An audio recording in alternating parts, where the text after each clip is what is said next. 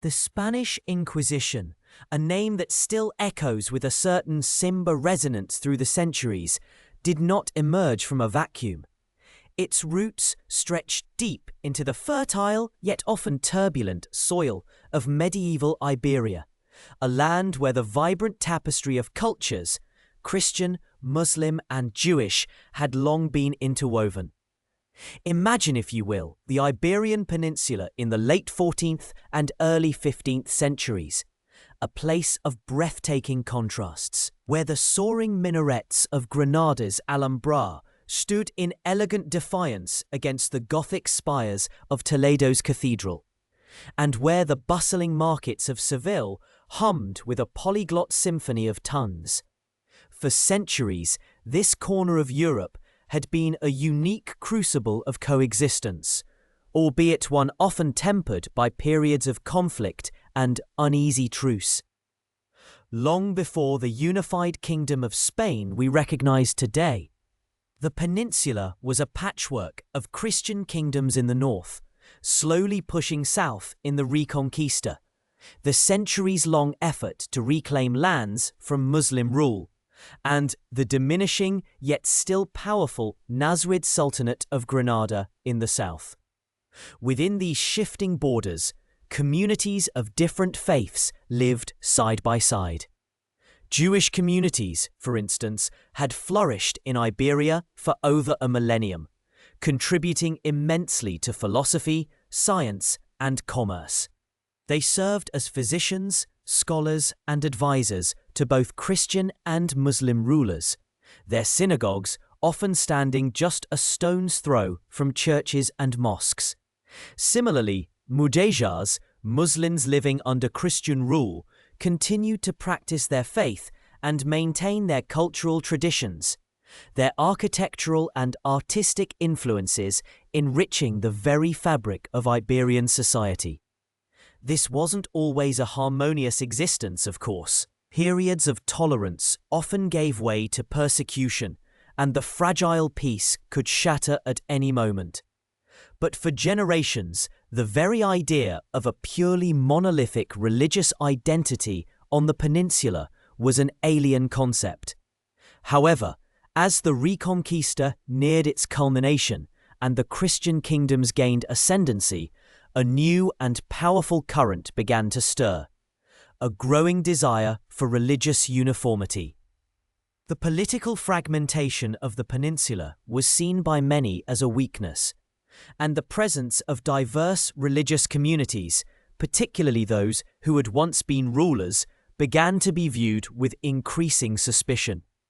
The 14th century, in particular, was a time of immense upheaval across Europe, and Iberia was no exception. The Black Death swept through the continent, decimating populations and leaving a trail of fear and despair. In its wake, scapegoating often followed, and Jewish communities, already marginalized in many places, frequently bore the brunt of popular anger and baseless accusations. In Iberia, this simmering resentment erupted into horrific violence in 1391. A wave of anti-Jewish pogroms, fueled by fiery sermons from figures like Archdeacon Ferrant Martinez in Seville, swept across Castile and Aragon. Synagogues were burned, entire communities were massacred, and thousands of Jews were given a stark choice: convert to Christianity or die. Faced with such brutal coercion, many chose conversion. These converts, known as conversos or new Christians, outwardly embraced Catholicism. They were baptized, attended Mass, and often adopted Christian names. Yet their sudden, forced conversion created a profound and enduring dilemma, one that would lie at the very heart of the Inquisition's later purpose. These conversos, overnight, became a significant demographic. Many were wealthy merchants, skilled artisans, or educated professionals, and their integration into Christian society was often met with a mixture of welcome and deep-seated suspicion. On one hand, their conversion was seen as a triumph for the Church and a step towards a unified Christian Spain. On the other, the sincerity of their faith was constantly questioned. How could generations of deeply held Jewish traditions simply vanish with a baptismal rite? Whispers circulated that many conversos were secretly practicing Judaism in their homes, adhering to Jewish dietary laws, observing the Sabbath, or celebrating Jewish holidays behind closed doors. They were accused of being Marranos, a derogatory term meaning swine, implying they were unclean and deceitful.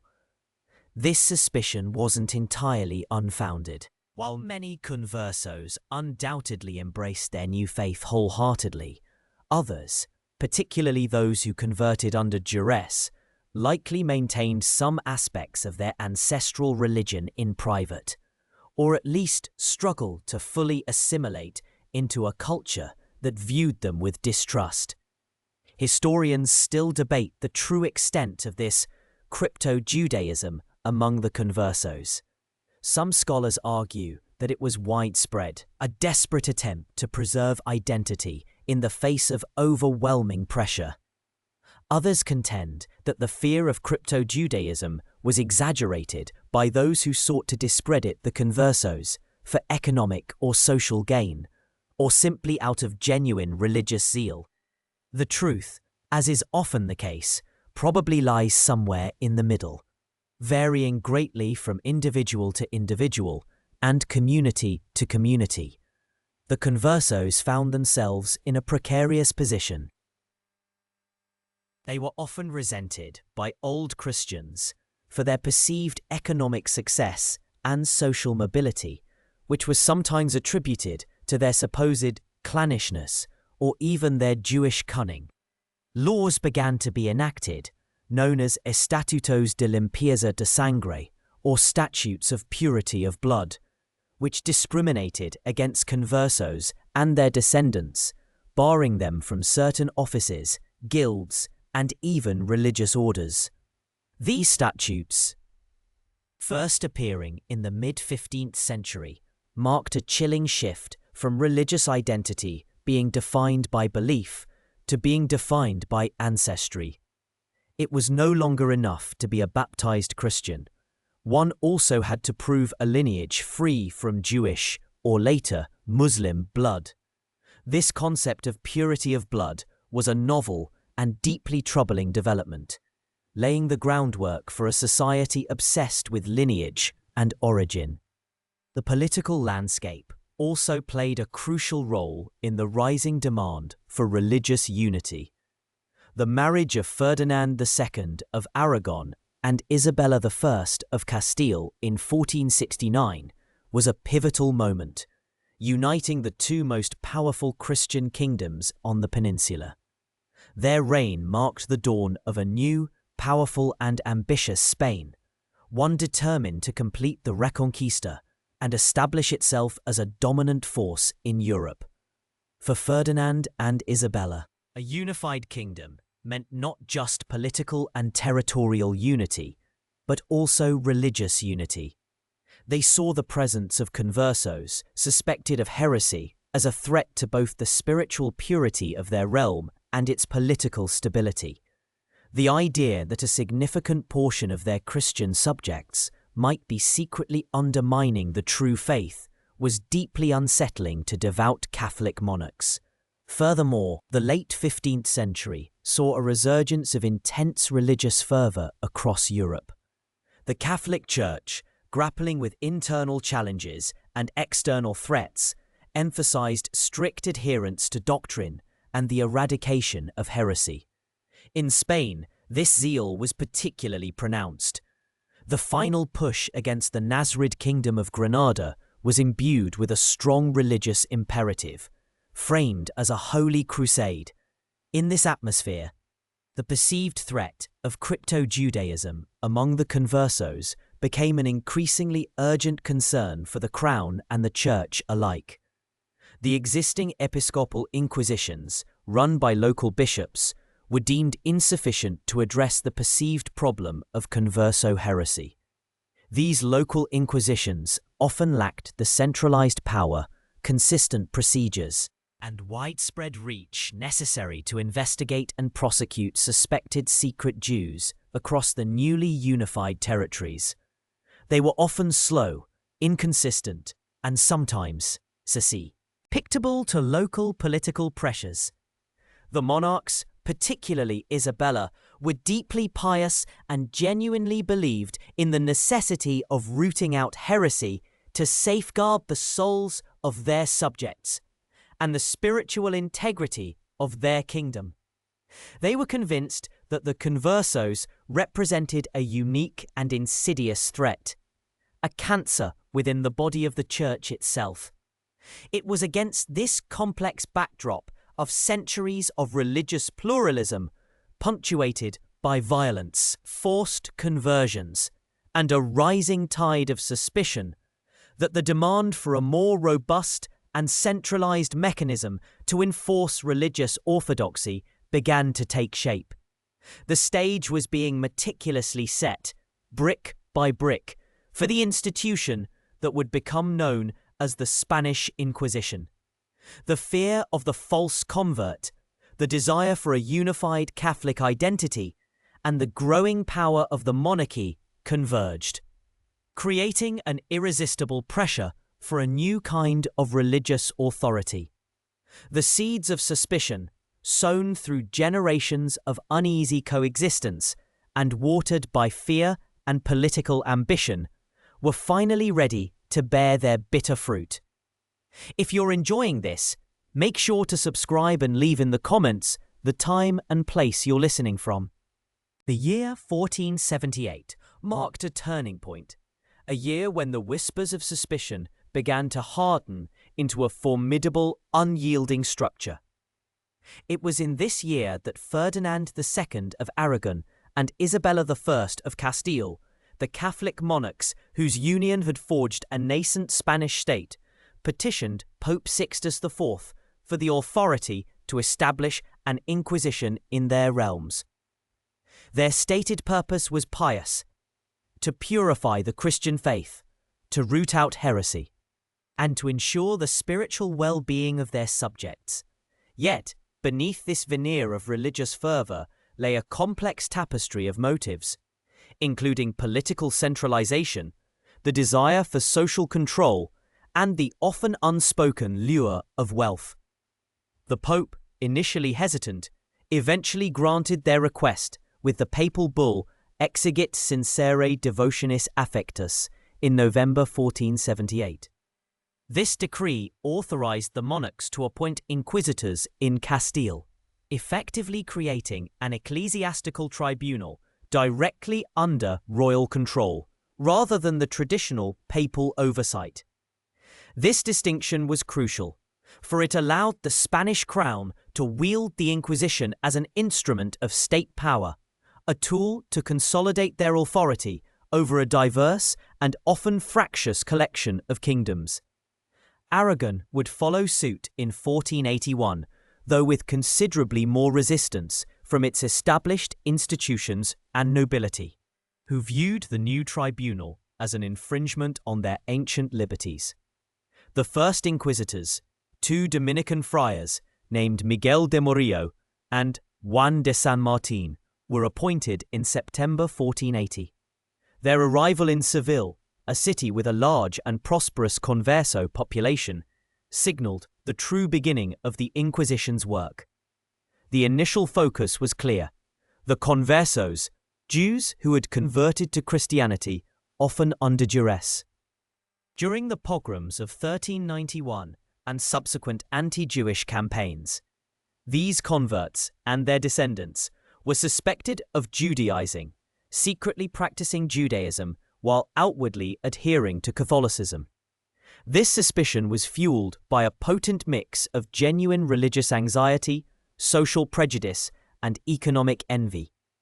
Many conversos had achieved prominent positions in society, in finance, medicine, and royal administration, which bred resentment among the old Christians.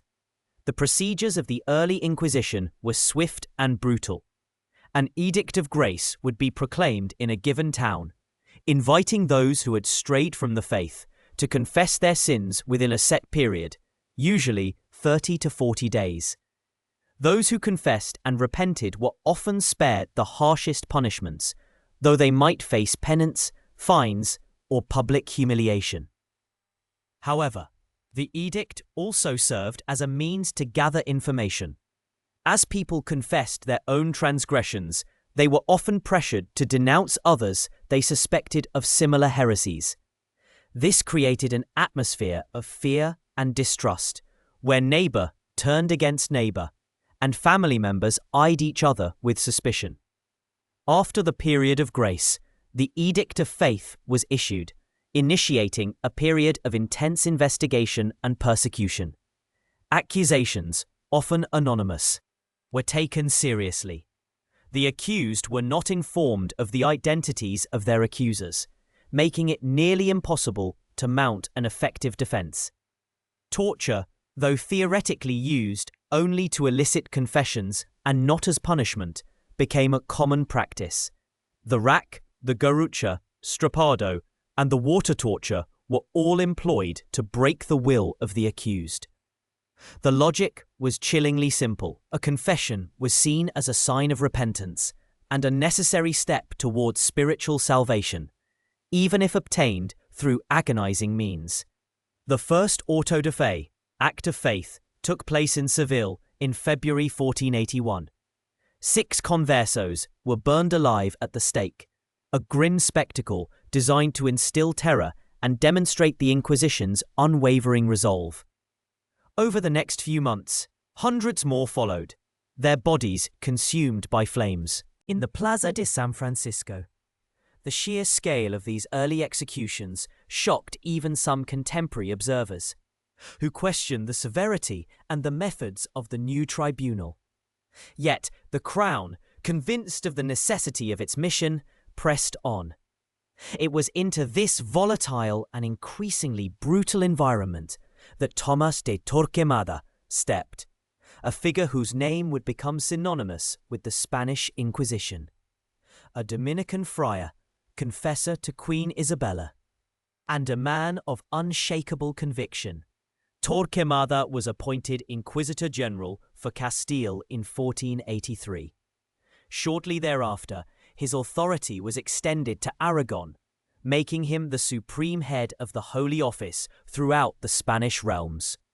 His appointment marked a significant centralization and formalization of the Inquisition's power. He established a hierarchical structure, appointed local inquisitors, and drew up detailed instructions for their procedures, which would remain largely in place for centuries. Torquemada was not a man of compromise. He believed fervently in the absolute purity of the Catholic faith, and saw Judaizing conversos as a grave threat to the spiritual health of Spain. His zeal was matched only by his administrative acumen. He created a network of tribunals across Spain, each with its own staff of inquisitors, notaries, jailers, and familiars, lay assistants who served as informants and enforcers. These tribunals, though technically ecclesiastical courts, operated with a degree of independence from local bishops, answering directly to the Inquisitor General and, through him, to the Crown. This dual loyalty to both religious doctrine and royal authority made the Spanish Inquisition a unique and formidable institution. Under Torquemada's leadership, the Inquisition's reach expanded dramatically.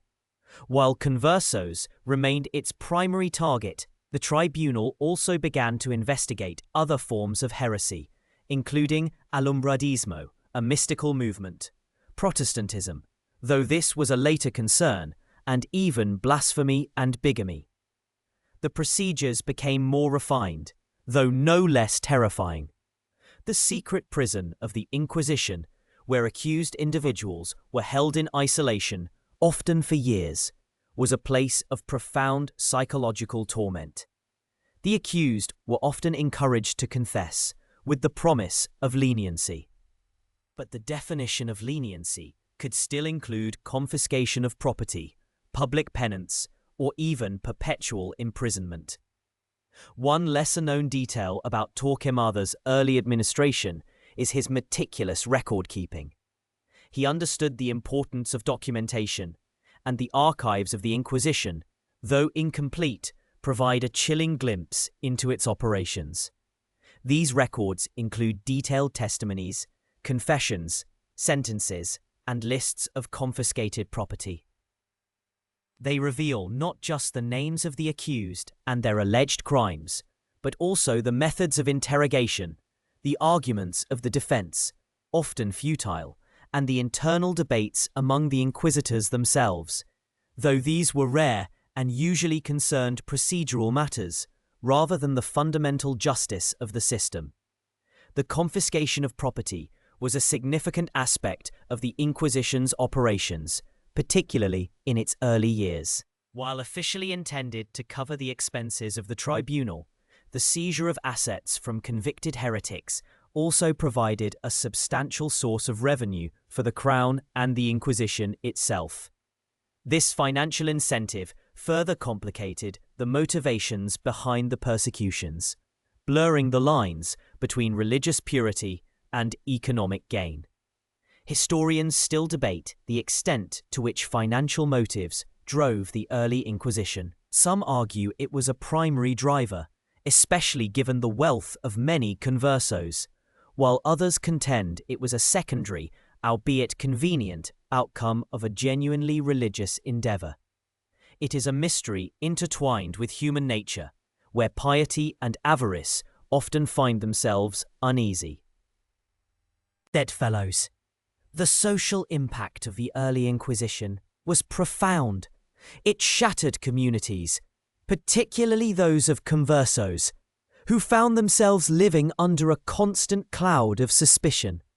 Families were torn apart, reputations ruined, and lives irrevocably altered.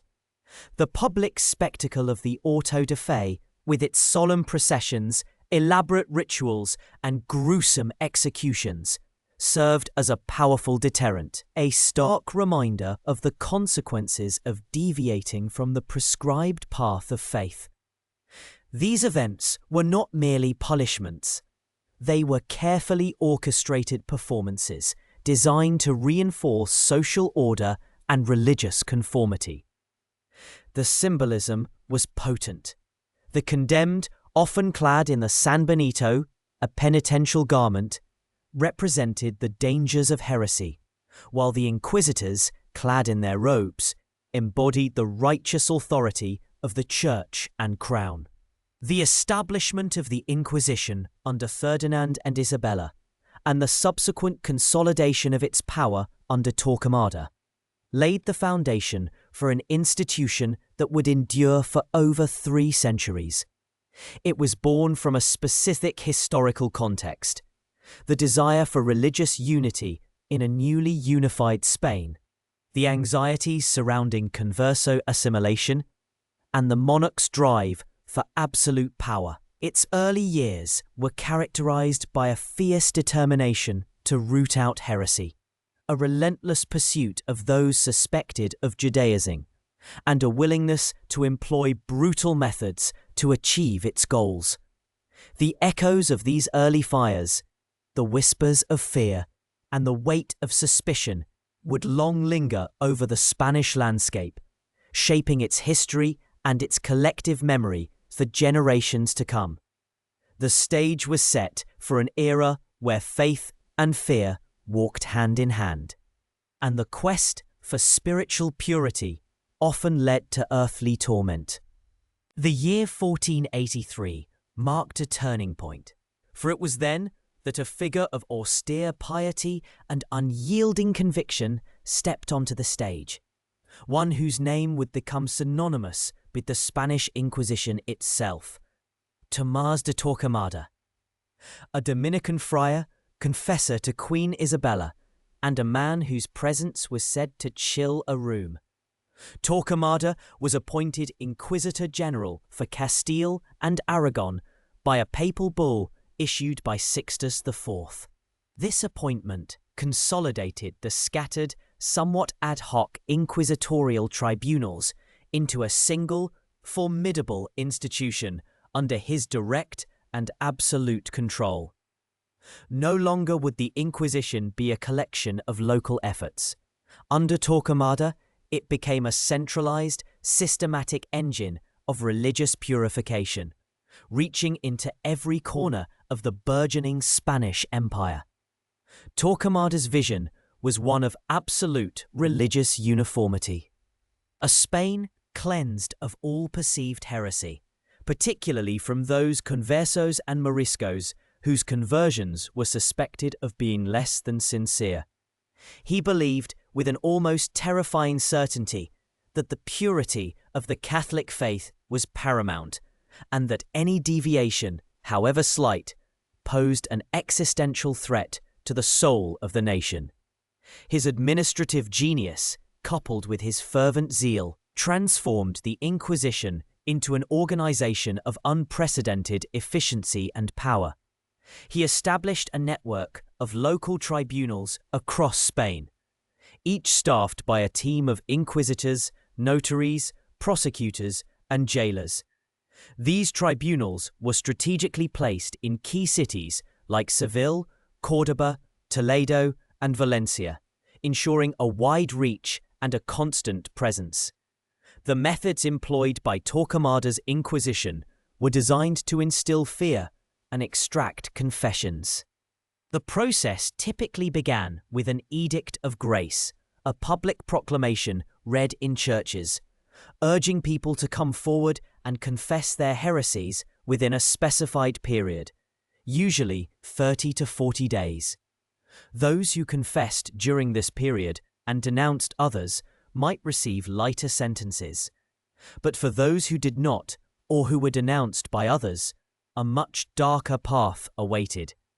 Arrests were often sudden and secretive, carried out at night, leaving families and communities in bewildered terror. The accused would be taken to the inquisitorial prison, a place designed not for punishment, but for isolation and psychological pressure.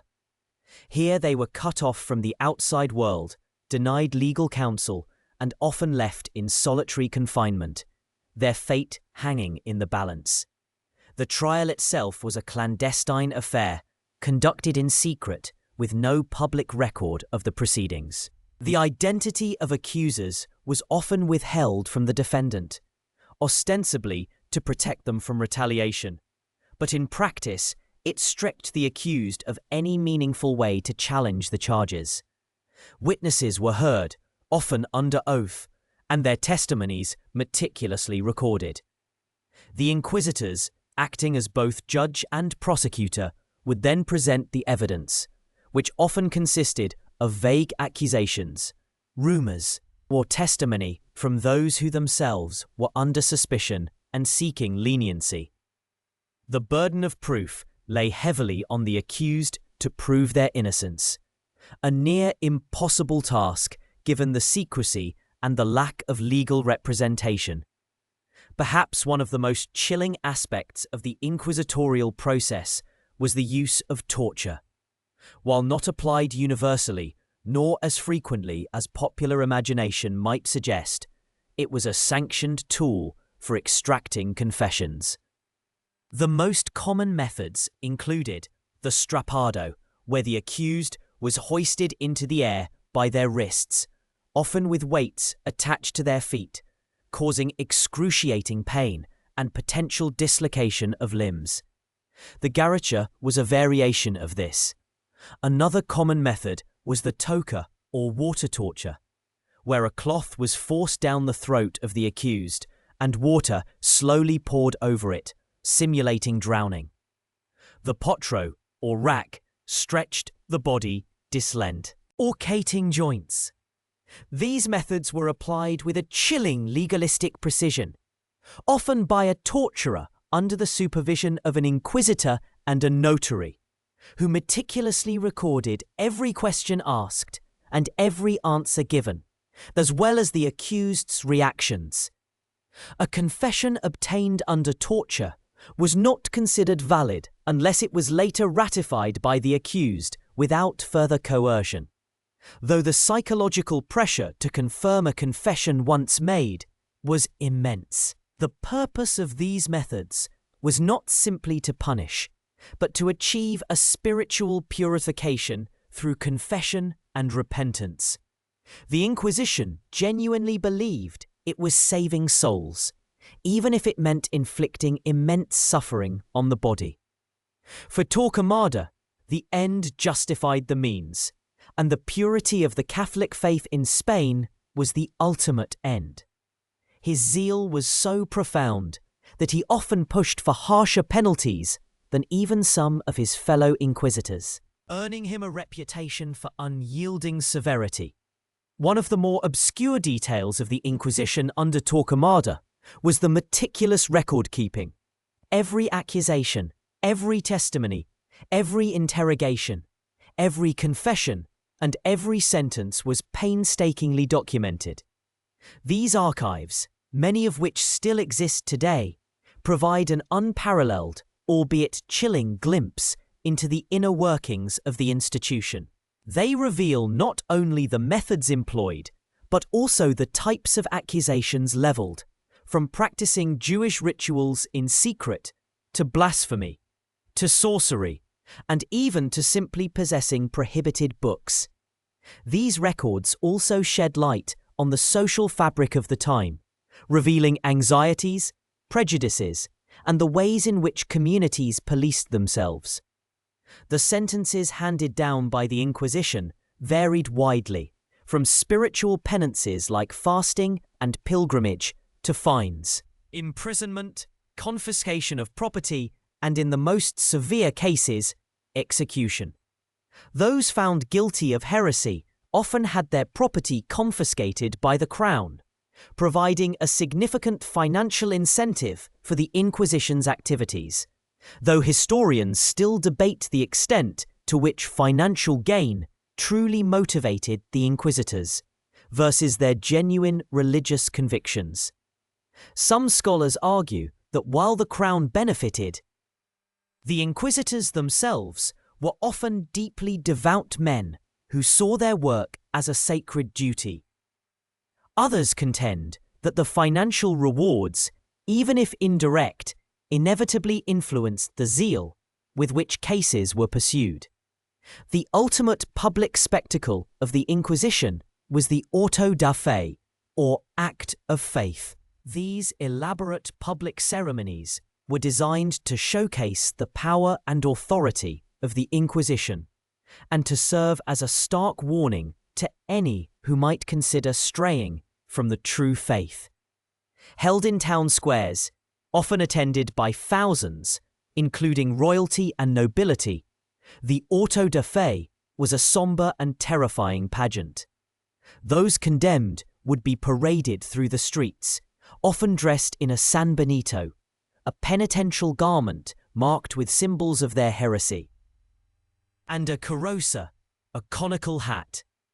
Their sentences would be publicly read, and those condemned to death would be handed over to the secular authorities for execution, as the Inquisition, in theory, did not shed blood. These executions, almost invariably by burning at the stake, were meant to be a final, purifying act, a cleansing of the heretical stain from the body politic. The first major auto da fe under Torquemada took place in Seville in 1481, where 6 conversos were burned at the stake, setting a grim precedent for the decades to come. Torquemada's reign saw the Inquisition expand its reach not only geographically, but also in its scope of targets. While initially focused on conversos, it soon turned its attention to Moriscos, the descendants of Muslims who had converted to Christianity, and later to Protestants and others deemed heretical. The systematic nature of his approach, the establishment of clear procedures, and the unwavering commitment to rooting out heresy cemented the Inquisition's fearsome reputation across Europe. It became a symbol of Spanish religious orthodoxy and a powerful tool for social control. The very whisper of an inquisitor's presence was enough to sow seeds of suspicion and fear within communities, as neighbours might denounce neighbours, driven by genuine belief, personal grudges, or the hope of gaining favour. The legacy of Tomás de Torquemada is one of enduring controversy. To his contemporaries, and to many within the Catholic Church, he was a staunch defender of the faith, a man who through his unwavering commitment saved Spain from spiritual decay. To others, both then and now, he remains a figure of profound darkness, an architect of terror and suffering, whose actions cast a long shadow over the history of Spain. He died in 1498, having served as Inquisitor General for 15 years, during which time the Spanish Inquisition became an institution of unparalleled power, leaving an indelible mark on the religious, social, and political landscape of Spain for centuries to come. His vision of a unified, religiously pure Spain, though achieved through brutal means, fundamentally shaped the identity of the nation during its golden age. The foundations he laid ensured that the Inquisition would endure, evolving but always retaining its core purpose, long after his passing, a silent, watchful presence in the heart of the kingdom. The whispers of fear and suspicion that had long permeated Spanish society were about to coalesce into a storm that would irrevocably alter its very fabric. The year 1492, etched into the annals of history for Columbus's momentous voyage, held a far more sombre significance for a substantial portion of the Spanish populace. On March 31st of that year, King Ferdinand II of Aragon and Queen Isabella I of Castile, the Catholic monarchs, issued the Alhambra Decree, more commonly known as the Edict of Expulsion. This decree ordered all Jews in their kingdoms to either convert to Catholicism or leave Spain within 4 months, by July 31st. The stated reason, as articulated in the edict, was to prevent Jews from influencing conversos, those who had already converted to Christianity, and to protect the purity of the Catholic faith.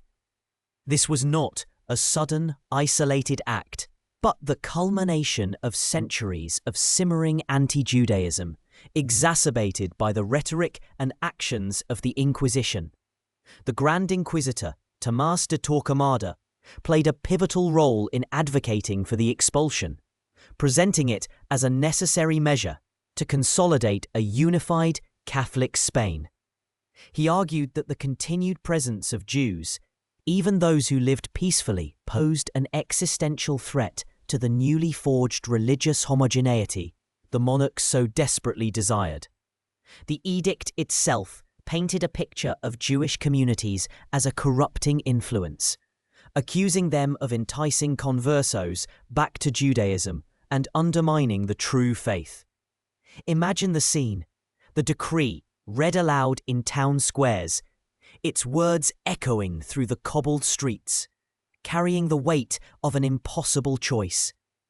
Families who had lived in Spain for generations, whose ancestors had contributed immeasurably to its culture, science, and economy, were suddenly faced with the stark reality of abandoning their homes, their livelihoods, their very heritage, or renouncing their ancestral faith.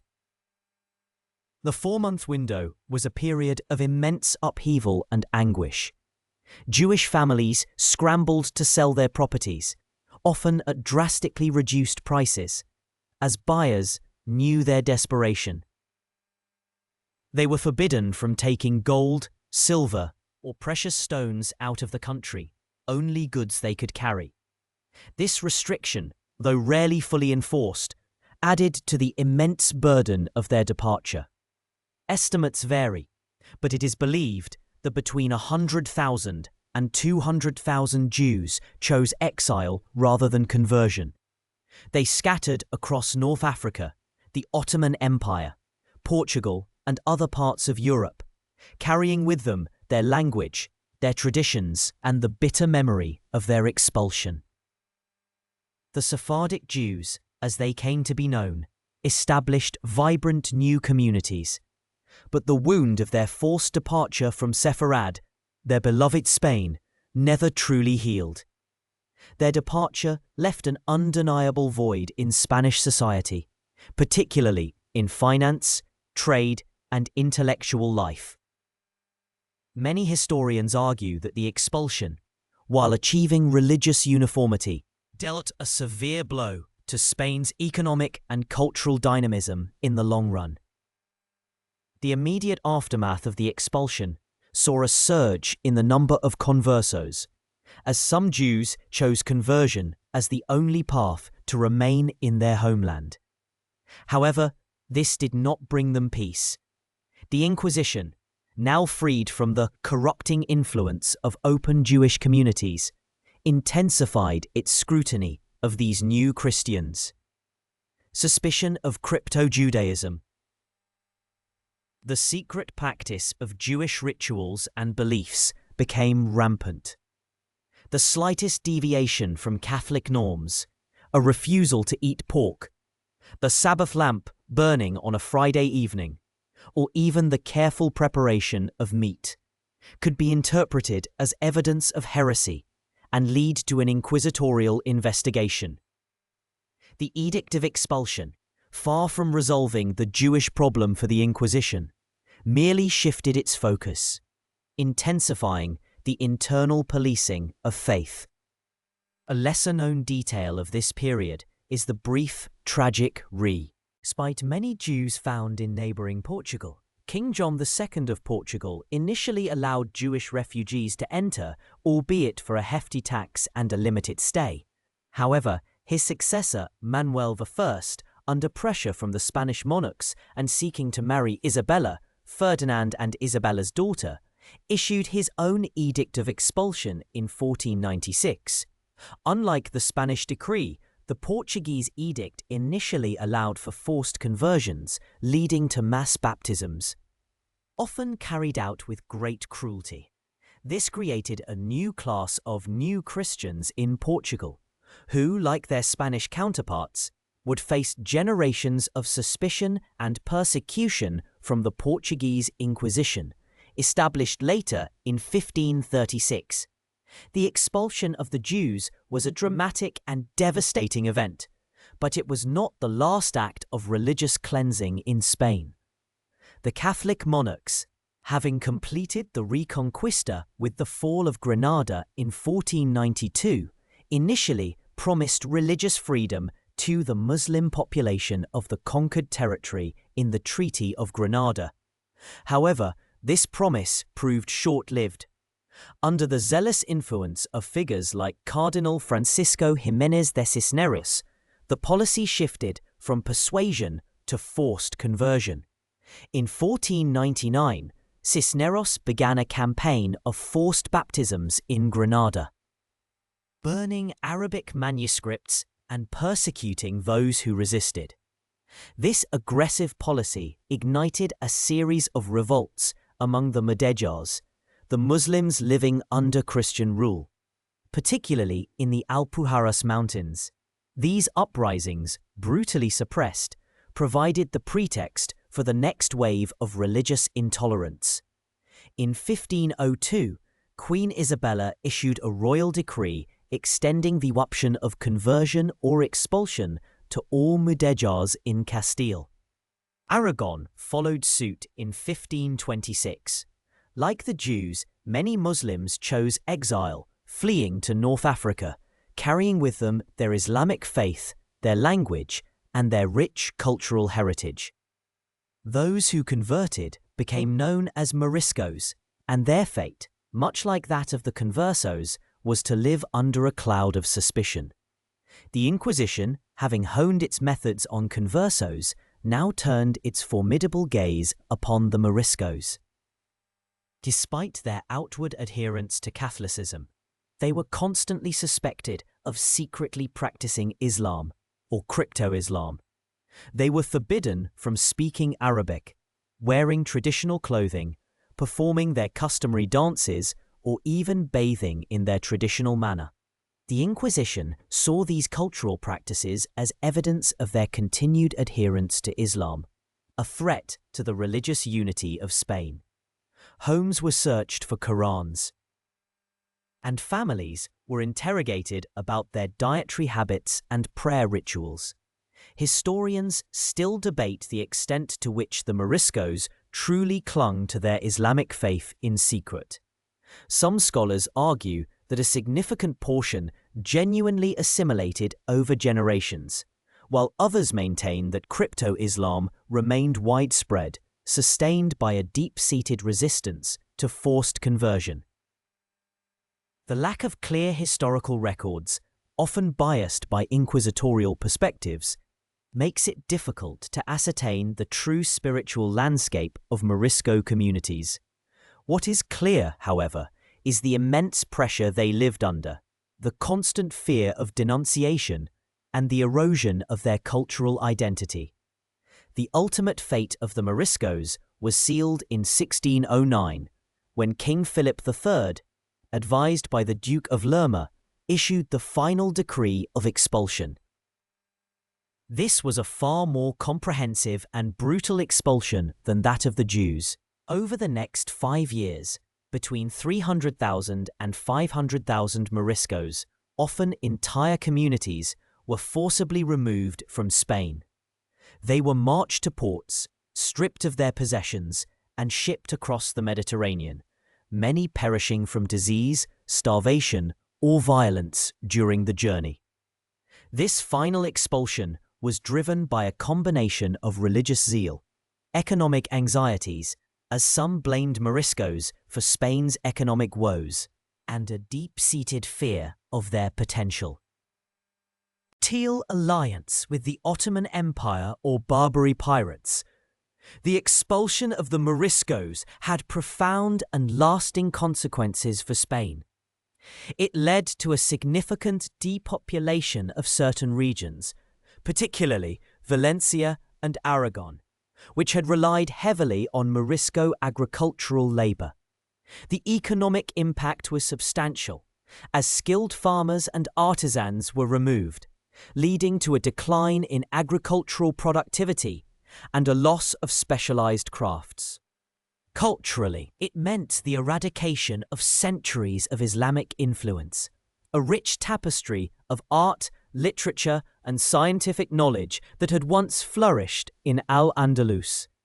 Spain, by the early 17th century, had achieved the religious uniformity the Catholic monarchs had so fiercely pursued, but at an immense human, economic, and cultural cost. The edicts of expulsion, first targeting Jews and then Muslims, represent the most visible and devastating manifestations of the Spanish Inquisition's influence on Spanish society. While the Inquisition itself did not issue these decrees, its relentless pursuit of religious purity, its creation of a climate of fear and suspicion, and its constant pressure on the monarchs to eliminate religious dissent, were instrumental in shaping the political will that led to these mass expulsions. The Inquisition effectively provided the ideological framework and the investigative machinery that justified and enforced these policies. The social consequences were staggering. Spain became a society obsessed with purity of blood, limpieza de sangre, a concept that emerged directly from the expulsions. To hold public office, enter certain professions, or even join religious orders, one often had to prove that they had no Jewish or Muslim ancestry. This created a rigid social hierarchy, fostering discrimination and suspicion that lingered for centuries. It also meant that many families, to protect their status, meticulously documented their lineages, often fabricating or concealing aspects of their past. The shadow of the Inquisition and the expulsions it championed cast a long, cold pall over Spanish identity. Economically, the impact was complex and debated. While some argue that the expulsions removed a burden from the state and eliminated a perceived threat, others contend that the loss of skilled labor, entrepreneurial spirit, and intellectual capital severely hampered Spain's long-term economic development. The expulsion of the Jews, in particular, removed a significant portion of the merchant and financial classes, while the Morisco expulsion devastated agricultural regions. Perhaps these empty fields and silent workshops whispered stories of prosperity lost, echoing the vibrant life that once thrived there. Culturally, Spain became more insular, less diverse. The rich interplay of Jewish, Muslim, and Christian cultures that had characterized medieval Spain, leading to significant advances in science, philosophy, and art, was largely extinguished. The Inquisition, through its censorship and its suppression of dissenting thought, further contributed to this cultural narrowing. The emphasis shifted from intellectual inquiry and diverse perspectives to strict adherence to Catholic orthodoxy. The legacy of these expulsions is a poignant reminder of the dangers of religious intolerance and the devastating consequences of forced assimilation. The Sephardic Jews and the Moriscos, scattered across the globe, carried with them the memory of Spain, their ancestral home, a memory often tinged with both longing and profound sorrow. Their stories, passed down through generations, speak of resilience, cultural preservation, and the enduring human spirit in the face of immense adversity. The Inquisition, in its relentless pursuit of a singular, pure faith, inadvertently created diasporas that enriched other cultures while leaving Spain itself profoundly altered, a land forever marked by the choices made in the name of religious unity. The echoes of those forced departures, the silent spaces left behind, continued to resonate through the centuries, shaping the very soul of the nation. The whispers of suspicion, once sown, blossomed into a terrifying harvest within the Spanish Inquisition. It began, often, with a simple denunciation, a word spoken in hushed tones, perhaps out of genuine conviction, or perhaps fueled by envy, malice, or a desire for personal gain. A neighbor might report a strange ritual observed in the dead of night, a servant a peculiar dietary habit, a business rival a casual remark deemed heretical. These accusations, however vague or unsubstantiated, were enough to set the chilling machinery in motion. The accused, often entirely unaware of the shadow falling over their lives, would suddenly find themselves seized, their world abruptly shrinking to the confines of a dark, cold cell. Unlike secular courts of the era, the Inquisition operated with a profound secrecy that was both its strength and its terror. The accused was rarely informed of the specific charges against them, nor the identity of their accusers. This created an atmosphere of pervasive paranoia, where trust eroded, and even the most innocent actions could be misinterpreted as signs of apostasy. Imagine the psychological torment. Imprisoned, isolated, and left to guess at the nature of your alleged crime, knowing that your fate rested on the testimony of unseen accusers. This strategic ambiguity was designed to break down resistance, to encourage confession, and to prevent any coordinated defense. The judicial process itself was a labyrinthine affair, meticulously documented in the Inquisition's extensive archives, which historians have painstakingly pieced together. Upon arrest, an initial interrogation would take place, often gentle at first, designed to elicit a confession without overt coercion. The accused would be asked about their lineage, their religious practices, their associates, any deviation from Orthodox Catholic belief, any hint of Jewish or Muslim ancestry that might suggest a lack of true conversion was noted. If no confession was forthcoming, the process would escalate. The accused would be appointed a defense counsel, but this was often a cruel charade.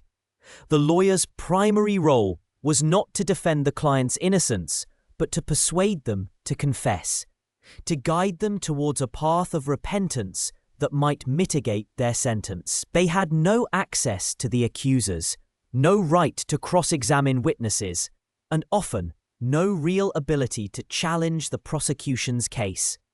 The trials themselves were not public spectacles, but rather closed-door proceedings, often stretching over months, sometimes even years. The inquisitors, typically Dominican friars, were learned men, often steeped in theology and law. They believed, with unwavering conviction, that they were doing God's work, saving souls from eternal damnation by rooting out heresy. This profound sense of divine mission often blinded them to the human suffering they inflicted. They sought not merely punishment, but conversion and penitence. A full confession, even if coerced, was seen as a victory for the soul, a return to the fold.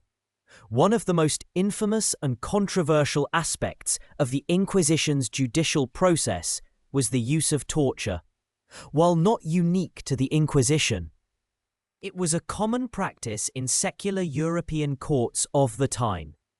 The Inquisition's application of it was particularly chilling due to its theological justification. Torture was not intended as a punishment, but as a means to elicit the truth, to compel a confession that was believed to be hidden within the heretic's stubborn heart. The inquisitors adhered to a strict legal framework that technically prohibited torture that would result in permanent injury or death, and confessions extracted under duress were supposed to be ratified voluntarily afterwards. However, the reality was often far more brutal. The three most common forms of torture employed by the Spanish Inquisition were the garrucha, the toca, and the potro. The garrucha, or strapado, involved hoisting the victim to the ceiling by their wrists, often with weights tied to their feet, and then suddenly dropping them, dislocating shoulders and other joints. The toca, or water torture, involved forcing large quantities of water down the victim's throat, often through a cloth inserted into the mouth, simulating drowning. The potro, or rack, stretched the victim's limbs, slowly dislocating joints and tearing muscles. These methods, designed to inflict excruciating pain without necessarily leaving visible marks, were often applied in a methodical, almost clinical manner, accompanied by the inquisitors' persistent questioning. Historians still debate the true prevalence and effectiveness of torture within the Inquisition. While it was undeniably a tool in their arsenal, some scholars argue that its use was not as widespread as popular imagination suggests, and that confessions obtained under torture were often viewed with skepticism by the inquisitors themselves, requiring subsequent ratification. Others contend that even the threat of torture was enough to induce false confessions, and that its psychological impact was pervasive. What is undeniable is that the mere knowledge of these instruments of terror hung heavy over every accused, shaping their responses and often leading to self-incrimination. The records meticulously detail the number of turns of the rack, the quantity of water administered, the duration of the strapado, a chilling testament to the bureaucratic precision applied to human suffering. After the interrogations, the confessions whether voluntary or coerced, and the testimonies. The inquisitors would deliberate. The sentences varied widely, depending on the severity of the heresy, the perceived level of repentance, and the accused's previous record. Minor offences might result in abjuration, a public recantation of heresy, often accompanied by penances such as wearing a San Benito, a distinctive penitential garment for a specified period, or performing pilgrimages. More serious offences, or those who refused to confess, faced harsher fates. The ultimate public spectacle of the Inquisition's power and judgment was the auto de fe, act of faith. These were solemn, elaborate public ceremonies, often held in town squares, designed to instill both fear and religious fervour. Far from being solely executions, autos de fe were complex rituals that included a mass, a sermon, and the public reading of sentences. The condemned, dressed in their San Benitos, often painted with flames for those destined for execution, or crosses for those sentenced to imprisonment, would be paraded through the streets. Imagine the solemn procession, the tolling bells, the hushed crowds, the scent of incense mingling with the fear in the air. The auto de fe was a powerful piece of theatre, a demonstration of the Church's authority and the triumph of orthodoxy over heresy. Those who had confessed and repented might be reconciled with the Church, receiving lighter sentences. Those deemed unrepentant, or whose heresy was considered too grave, were relaxed to the secular arm, meaning they were handed over to civil authorities for execution. The Inquisition itself, in a legalistic maneuver, did not directly execute anyone. However, it was understood that relaxation to the secular arm was a death sentence, almost invariably by burning at the stake. The burning of heretics was a gruesome spectacle, intended as a purification and a warning. The fires were meant to cleanse the soul and deter others from straying from the true faith. While the exact numbers are still debated, it is estimated that over the 3 centuries of its existence, the Spanish Inquisition executed several thousand individuals. A significant number, though perhaps not as high as some sensationalized accounts suggest. For instance, historians like Henry Kamen estimate around 2,000 executions between 1480 and 1530. The most intense period of its activity, and a total of about 3,000 to 5,000 over its entire history. However, even these lower estimates represent immense suffering and loss of life. The impact of the Inquisition stretched far beyond those who faced its tribunals. The pervasive fear of denunciation, the chilling secrecy of its operations, and the public displays of its power created a society where conformity was paramount. Intellectual curiosity, particularly in matters of religion or philosophy, was stifled. The free exchange of ideas, which had flourished in earlier periods of Spanish history, was curtailed. Books deemed heretical were censored or burned, and even the possession of certain texts could lead to grave consequences. This intellectual climate, some argue, contributed to Spain's relative isolation from the scientific and philosophical revolutions that swept through other parts of Europe in the subsequent centuries. The legacy of the Spanish Inquisition is complex and enduring. It stands as a stark reminder of the dangers of unchecked power, religious intolerance, and the abuse of judicial process. Yet to understand it fully, one must also attempt to grasp the worldview of those who wielded its power. They believed, truly and deeply, that they were protecting the spiritual purity of Spain, safeguarding souls from eternal damnation, and upholding the divine order. From their perspective, the instruments of terror were not instruments of cruelty, but necessary tools for the salvation of a nation and its people. This profound conviction, however misguided it may seem to modern eyes, underpinned the chilling mechanics of its operation. Leaving an indelible mark on the history of Spain and the collective memory of humanity.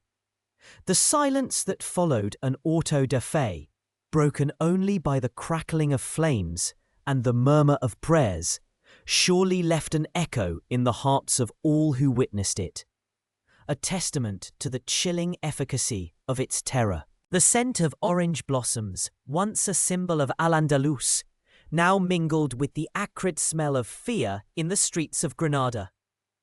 The year was 1492, a year etched into the very soul of Spain, not only for the voyages of Columbus, but for the final fall of Granada, the last bastion of Muslim rule in the Iberian Peninsula.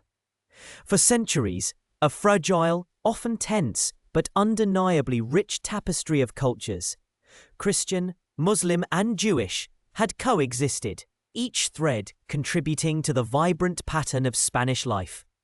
But the Reconquista, a centuries-long crusade to reclaim the peninsula for Christianity, had reached its triumphant and ultimately tragic conclusion. With the conquest of Granada, the Catholic monarchs, Ferdinand and Isabella, initially promised religious freedom to the defeated Muslims, now known as Mudéjars. The Treaty of Granada, signed in November 1491, explicitly guaranteed their right to practice their faith, speak Arabic, and retain their customs. For a brief, hopeful period, it seemed as if a new era of tolerance might dawn, or at least a continuation of the uneasy peace that had often characterized the coexistence. But the ink was barely dry on the treaty before the winds of change, driven by fervent religious zeal, began to blow fiercely. Cardinal Francisco Jiménez de Cisneros, a formidable and uncompromising figure, arrived in Granada in 1499, determined to convert the entire Muslim population to Christianity. His methods were far from gentle persuasion.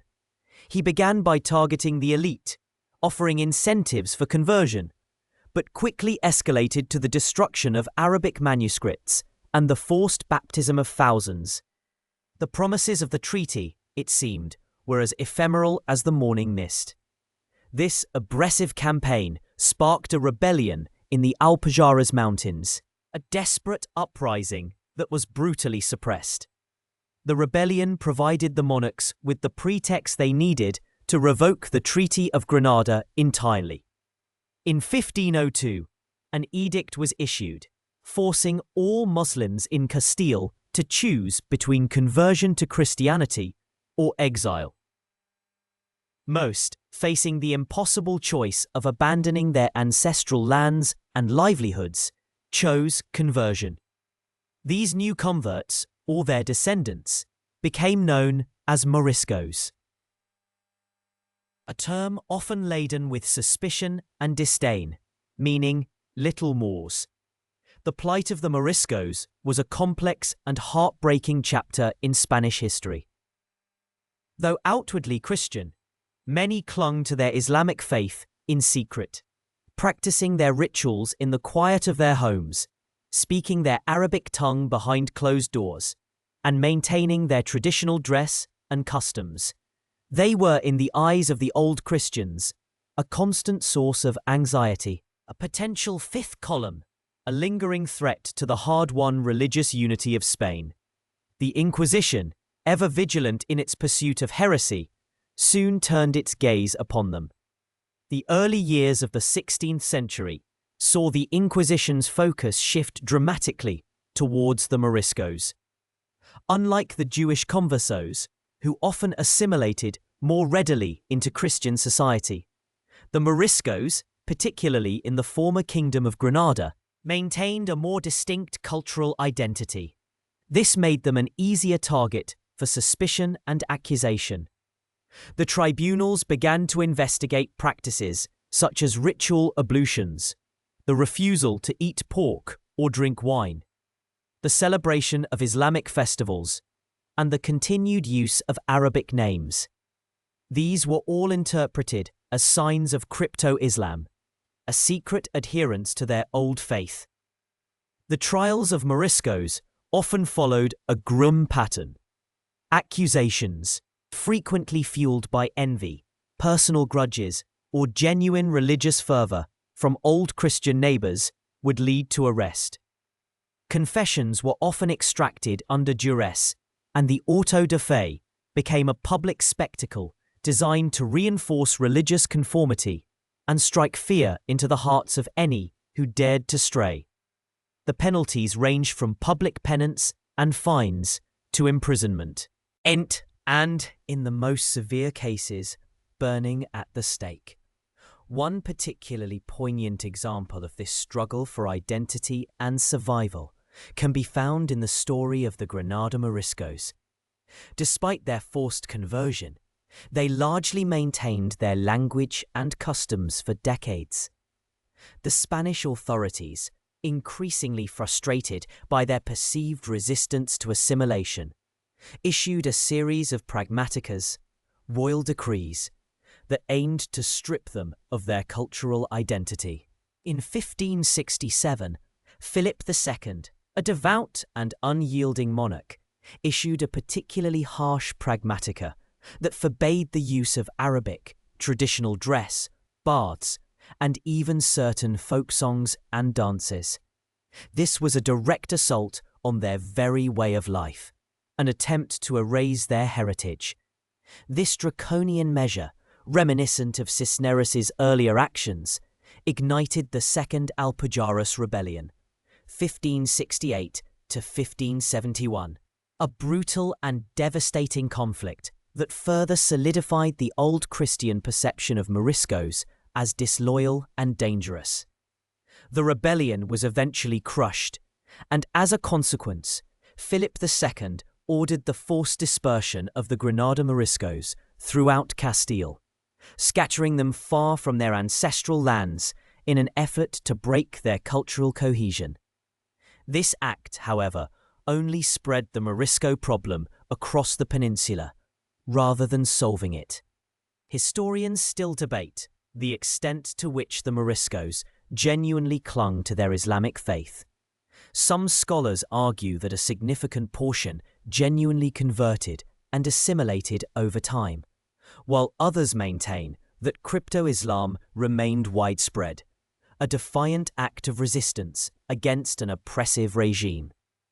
The truth likely lies somewhere in between, a complex mosaic of genuine conversion, outward conformity, and secret adherence, varying from region to region and family to family.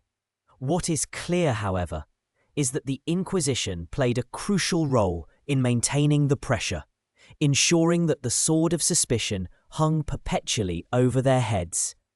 The relentless pressure from the Inquisition, coupled with the ongoing fear of Morisco collaboration with Ottoman or Barbary corsair forces, eventually led to the most drastic measure of all, the expulsion of the Moriscos. Between 1609 and 1614, under the reign of Philip III, hundreds of thousands of Moriscos were forcibly expelled from Spain. This was a cataclysmic event, not only for the Moriscos themselves, who faced immense suffering and loss, but also for Spain, which lost a significant portion of its population and a skilled workforce, particularly in agricultural regions. The economic consequences were profound, and the human cost immeasurable. As the 16th century progressed, the Inquisition's gaze, while still fixed on the lingering shadows of crypto-Islam, began to widen to encompass another emergent threat: Protestantism. The seismic shifts initiated by Martin Luther's 95 Theses in 1517 had sent ripples across Europe, challenging the monolithic authority of the Catholic Church and sparking a wave of religious reform and upheaval. Spain, under the staunchly Catholic Habsburg monarchs Charles V and Philip II, was determined to remain a bulwark against this new heresy. The Spanish Inquisition, already a formidable instrument of religious control, was ideally positioned to combat the spread of Protestant ideas. Unlike many other European nations where Protestantism gained a foothold, Spain remained overwhelmingly Catholic, largely due to the Inquisition's effectiveness in suppressing dissent. The geographical isolation of the Iberian Peninsula also played a role, limiting the direct influx of Protestant literature and preachers. Nevertheless, pockets of Protestant thought did emerge, primarily through merchants, soldiers returning from foreign wars, and scholars who had studied abroad. Seville and Valladolid became centers of nascent Protestant activity, fueled by the clandestine circulation of forbidden books and the quiet discussions of individuals. Exiles grappling with new theological ideas. These groups, though small, were seen as an existential threat to the religious unity that the Catholic monarchs and their successors had so painstakingly forged. The Inquisition reacted with swift and brutal efficiency. The discovery of these Protestant cells in the mid-1550s triggered a series of dramatic autos da fe in Seville and Valladolid in 1559. These were among the most spectacular and terrifying public spectacles of the Inquisition's history, designed to send an unequivocal message about the consequences of heresy. Effigies of those who had fled or died were burned, while living heretics faced the flames, their cries echoing through the horrified crowds. The sheer scale and severity of these autos effectively crushed the nascent Protestant movement in Spain. One lesser-known detail from this period concerns the fate of a Spanish Protestant named Julian Hernandez, often referred to as Julianillo. He was a small, hunchbacked man who, despite his physical challenges, bravely smuggled Protestant books from Geneva into Spain, often hidden in barrels or other ingenious containers. His daring acts of defiance, driven by deep religious conviction, made him a legendary figure among the Spanish Protestants. He was eventually caught and burned at the stake in an auto da fe in Seville in 1560. But his story highlights the courage of those who risked everything for their beliefs. The Inquisition's methods against Protestants were similar to those employed against conversos and Moriscos. Secret denunciations, torture to extract confessions, and the public spectacle of the auto da fe. However, the theological nature of Protestant heresy, with its emphasis on individual interpretation of Scripture and rejection of papal authority, presented a different kind of challenge. The Inquisition's theologians, well versed in scholastic debate, meticulously examined the doctrines of accused Protestants, seeking out deviations from orthodox Catholic teaching. The reign of Philip II, 1556 to 1598, marked the zenith of the Inquisition's power and its relentless pursuit of religious conformity. Philip, a devout and austere monarch, saw himself as the champion of Catholicism against the tide of Protestantism sweeping across Europe. He famously declared that he would rather rule over a desert than over a land tainted by heresy. Under his rule, the Inquisition became an even more integral part of the state apparatus, its tribunals working tirelessly to root out any trace of heterodoxy. The fear of Protestantism also extended to the realm of literature and intellectual thought. The Inquisition maintained a strict censorship regime, publishing and constantly updating its index of forbidden books. Works by Erasmus, Luther, Calvin, and other reformers were strictly prohibited, as were many works of literature and philosophy deemed to be morally or doctrinally suspect. The printing presses of Spain were under constant surveillance, and even imported books were subject to rigorous inspection. This intellectual lockdown, while effective in preventing the spread of Protestant ideas, also contributed to a certain intellectual isolation for Spain, limiting its engagement with the broader currents of European thought. The Inquisition's success in suppressing Protestantism in Spain stands in stark contrast to its spread in other parts of Europe, and parts of France were convulsed by religious wars and the establishment of new Protestant churches. Spain remained a bastion of Catholic orthodoxy. This outcome was not accidental. It was the direct result of the Inquisition's institutional strength, its unwavering royal support, and its systematic repression of any dissenting voices.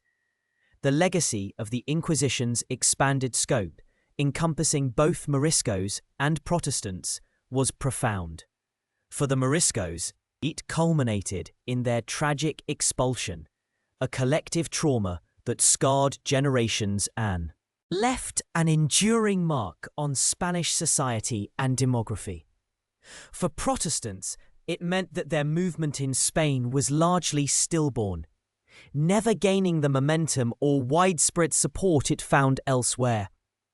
The Inquisition had, through its relentless vigilance and severe penalties, succeeded in enforcing a remarkable degree of religious uniformity, shaping the very identity of Spain as a profoundly Catholic nation. Yet, beneath the surface of this enforced conformity, one can imagine whispers of defiance, quiet acts of faith, and the enduring human spirit that sought solace and meaning even in the face of overwhelming oppression. Perhaps these hidden prayers, these secret readings, these hushed conversations continued to echo in the shadows, a testament to the resilience of belief against the might of an institution determined to control the very souls of its people.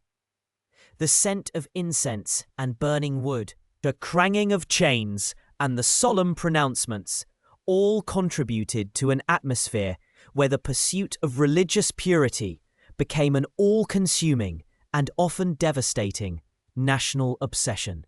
The flickering light of a single candle often became the only companion to forbidden thoughts, a defiant glow against the encroaching shadows of censorship.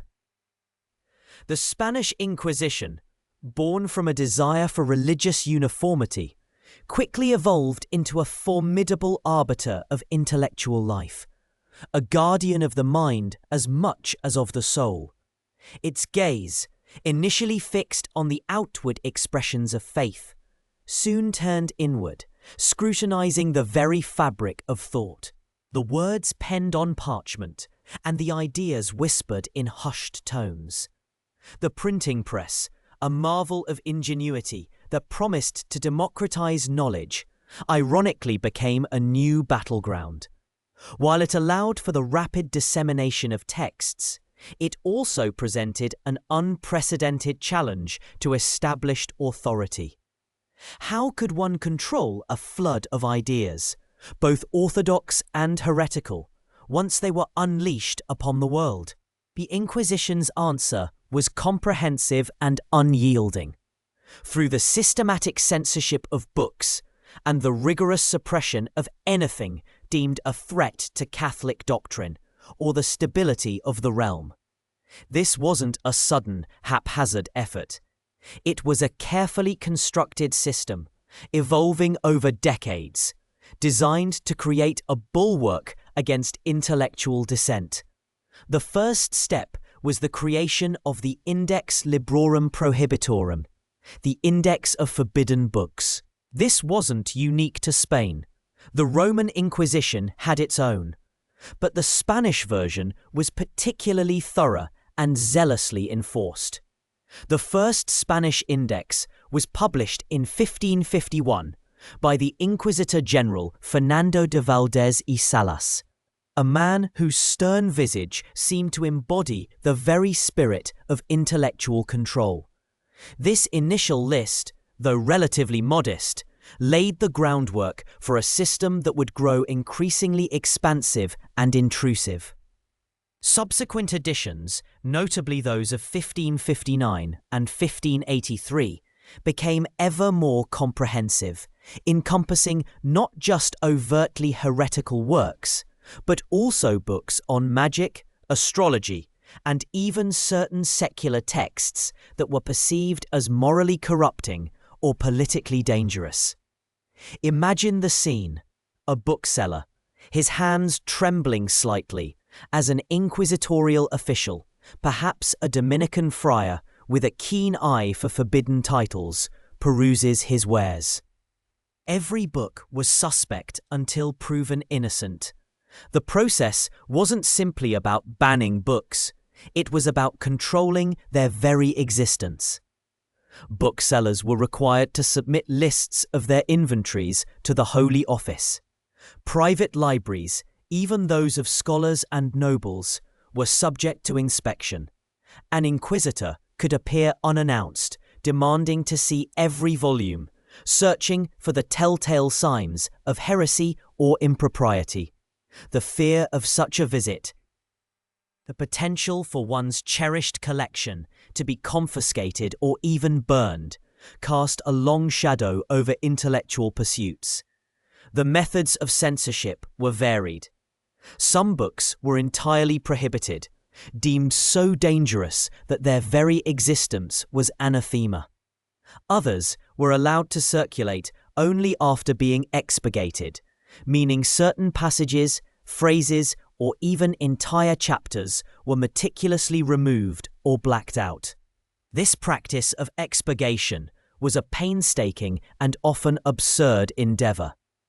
Imagine scribes, under the watchful eye of the Inquisition, carefully going through thousands of pages, striking out lines of poetry, rephrasing philosophical arguments, or even removing references to pagan gods that were deemed too suggestive.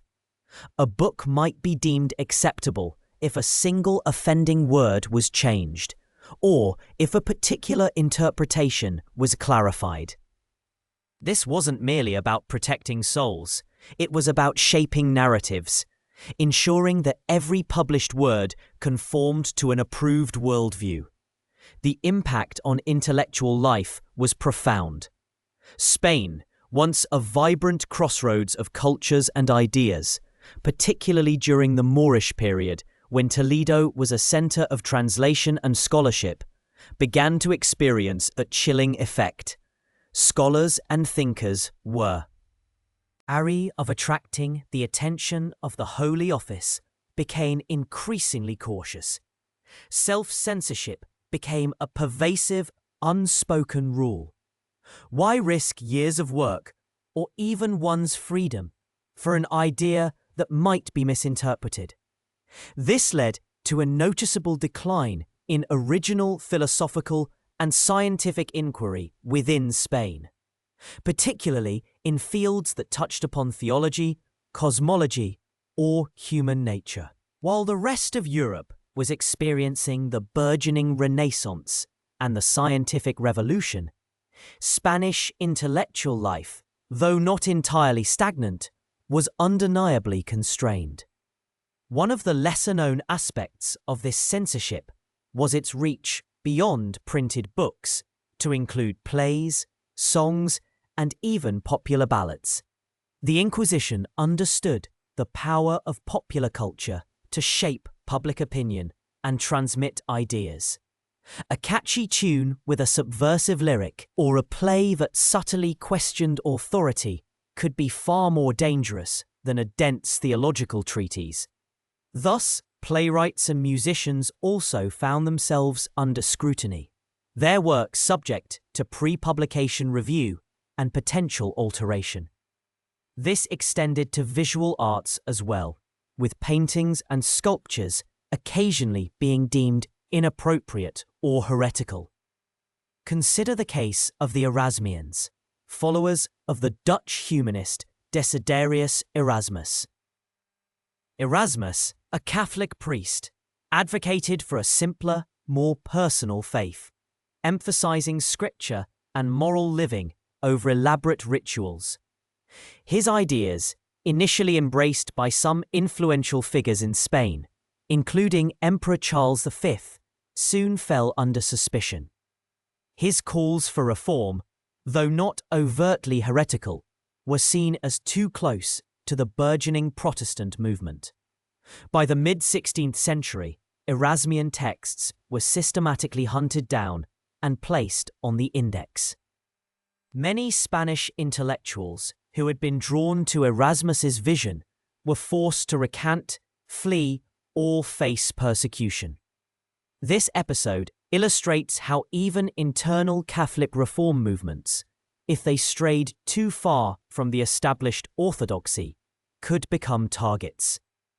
The Inquisition's efforts to maintain ideological purity were not just about preventing heresy. They were also about preserving social and political order. The monarchy, particularly under Philip II, saw the Inquisition as a vital tool for maintaining a unified and loyal populace. Religious dissent was equated with political disloyalty. Thus, suppressing Protestantism, which had gained significant traction in Northern Europe, was a paramount concern. The few pockets of Protestantism that emerged in Spain were ruthlessly extinguished, often with public auto-da-fés that served as terrifying spectacles of state power and religious fervor. Historians still debate the precise extent to which the Inquisition stifled Spanish intellectual and scientific progress.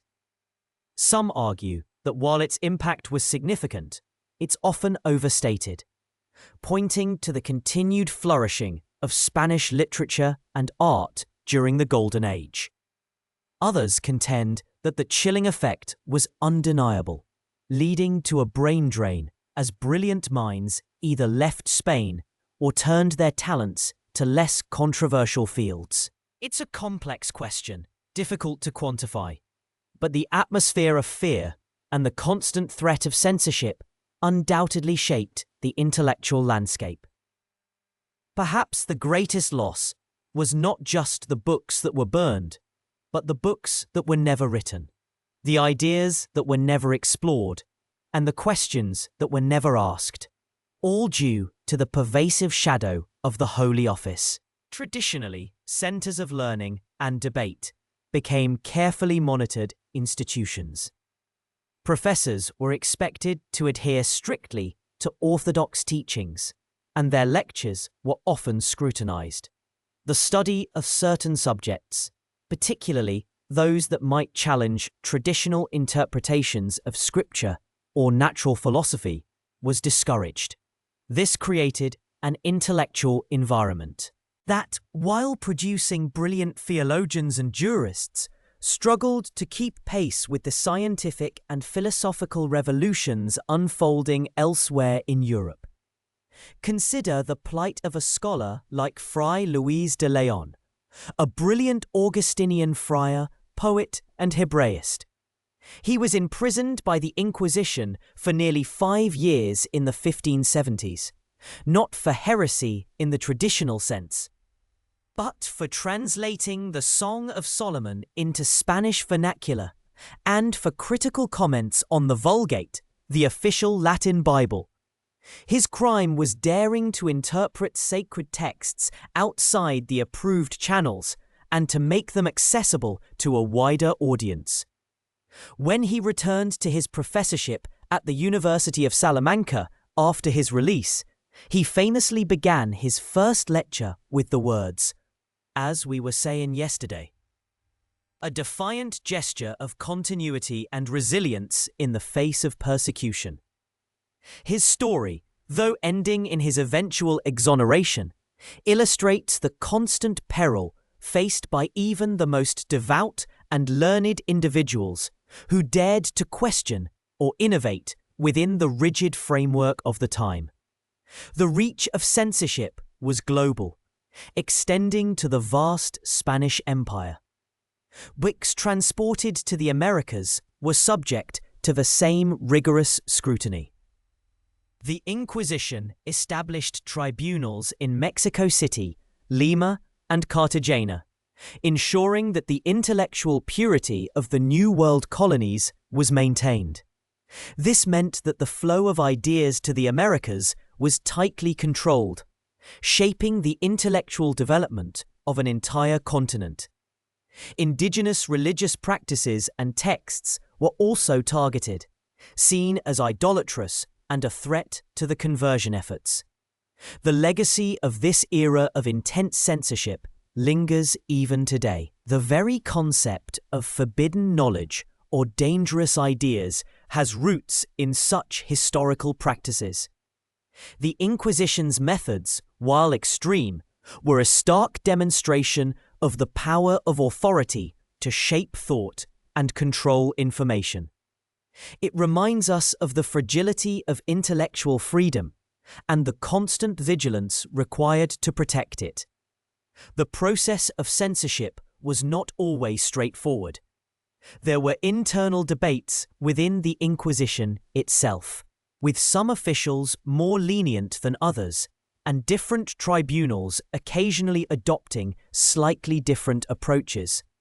The sheer volume of material to be reviewed also presented a logistical challenge. Yet, despite these complexities, the overall effect was one of pervasive control. The index became a powerful symbol, a list that defined the boundaries of acceptable thought, a constant reminder of the watchful eye of the Holy Office. The suppression of dissent was not limited to written works.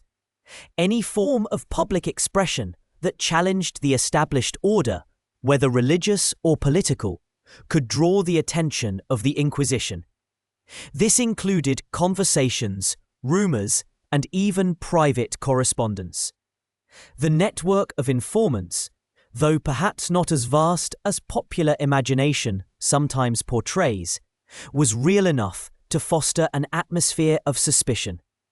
A careless word, overheard by the wrong person, could lead to an accusation and the terrifying ordeal of an inquisitorial trial. The emphasis on ideological purity was absolute. The Spanish Inquisition saw itself as the ultimate defender of the Catholic faith, entrusted by God and the monarchy to eradicate any deviation from orthodoxy. This conviction fueled its relentless pursuit of heretics, real or perceived, and its unwavering commitment to controlling the flow of information.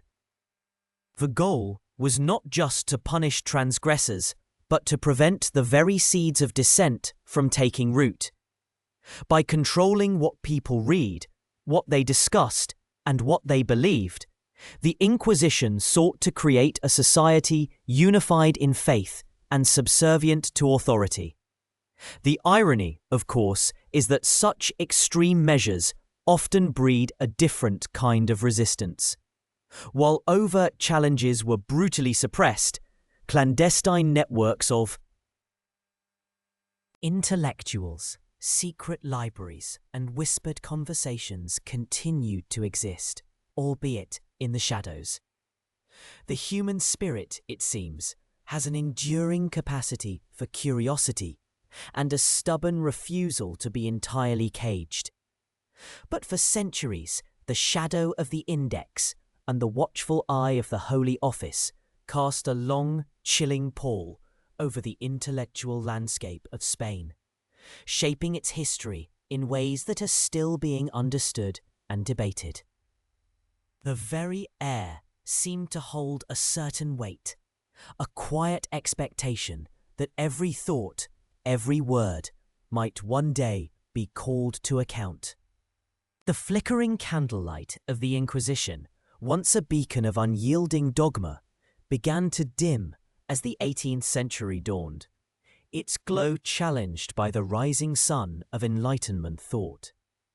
Across Europe, new philosophies bloomed, championing reason, individual liberty, and a skepticism towards absolute authority, both secular and ecclesiastical. These ideas, carried on the wings of books and whispered conversations, found their way into Spain, often through clandestine channels, slowly eroding the foundations upon which the Holy Office had built its power. The very notion of a tribunal that judged thoughts and beliefs, that employed secret accusations and torture, seemed increasingly anachronistic in an age that celebrated human intellect and the pursuit of knowledge. Thinkers like Voltaire and Rousseau, though French, had a profound, albeit indirect, influence on the intellectual currents of Spain. Impact on Spanish intellectuals and even some members of the aristocracy. Their critiques of religious intolerance and arbitrary power resonated with those within Spain who had long chafed under the Inquisition's shadow. Even within the Church itself, a slow but perceptible shift was occurring. Some progressive clerics, influenced by Jansenism, a Catholic theological movement emphasizing human depravity and the need for divine grace, which paradoxically also encouraged a more critical approach to religious authority, began to question the methods and excesses of the Holy Office. They argued for a more pastoral, less punitive approach to spiritual matters, believing that true faith could not be coerced. The Bourbon monarchs, who ascended to the Spanish throne in the early 18th century, also played a significant role in the gradual curtailment of the Inquisition's influence. Unlike their Habsburg predecessors, who had often been devout supporters of the Holy Office, the Bourbons were more inclined towards regalism, the idea that the monarch held supreme authority over the Church within his own kingdom. This wasn't necessarily born of a deep philosophical opposition to the Inquisition's principles, but rather a pragmatic desire to consolidate royal power and reduce any competing centers of authority. King Philip V, the first Bourbon king of Spain, initially maintained the Inquisition, but he also began to assert royal control over its operations. He appointed his own nominees to key positions within the Holy Office, ensuring that those loyal to the crown held sway. This subtle but crucial shift meant that the Inquisition, while still powerful, was increasingly beholden to the monarchy, rather than operating as an independent entity. The mid-18th century saw further erosion of the Inquisition's power under Ferdinand VI, and particularly Charles III, often considered one of Spain's most enlightened monarchs. Charles III, who reigned from 1759 to 1788, was a staunch advocate of enlightened despotism, believing that the monarch, guided by reason, should implement reforms for the good of the state. He viewed the Inquisition as an impediment to progress, a symbol of Spain's backwardness in the eyes of other European nations. Under Charles III, the Inquisition's jurisdiction was steadily curtailed. Its power to censor books, for instance, was increasingly challenged by royal decrees that asserted the crown's authority over such matters. While the Holy Office still maintained its own list of prohibited books, the King's Council often overruled its decisions, allowing the circulation of works that the Inquisition would have previously suppressed. This led to a curious dance between the two powers, with the Inquisition issuing prohibitions and the Crown often implicitly or explicitly undermining them. A lesser-known detail from this period is the Inquisition's involvement in a peculiar case concerning a group of illuminated mystics in Andalusia, known as the Alumbrados. While earlier Inquisitions had vigorously pursued such groups, by the 18th century the cases often became entangled. It was political maneuvering and accusations of fraud rather than solely heresy. The trials became less about saving souls and more about maintaining social order and demonstrating the Crown's authority over such spiritual movements. The expulsion of the Jesuits from Spain in 1767, orchestrated by Charles III, was a watershed moment that further weakened the Inquisition. The Jesuits, a powerful and intellectually influential order, had often been allies of the Holy Office, sharing a conservative theological outlook. Their expulsion, driven by a complex mix of political and economic motives, including their perceived loyalty to the Pope over the Spanish crown, demonstrated the monarch's willingness to challenge even the most entrenched religious institutions. The Inquisition, which had once been a formidable force, found itself unable to prevent this major blow to the Church's power in Spain, highlighting its diminishing influence. Historians still debate the precise extent to which Enlightenment ideals truly permeated Spanish society during this period. Was it a genuine transformation of thought, or merely a superficial adoption by an elite few? While the common populace largely remained devout and traditional, the intellectual and political elites were undeniably influenced. The seeds of doubt and reform, once sown, began to sprout, even if slowly, in the fertile ground of Spanish intellectual life. The French Revolution, which erupted in 1789, sent shockwaves across Europe, including Spain.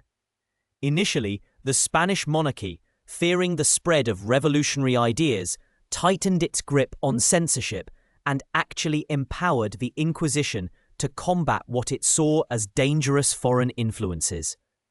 The Holy Office, in a final surge of activity, targeted individuals suspected of Jacobin sympathies or of possessing French revolutionary literature. This period saw a brief resurgence in the Inquisition's zeal, but it was a desperate, fleeting effort against an unstoppable tide. The early 19th century brought Napoleon's invasion of Spain, a period of immense upheaval and transformation.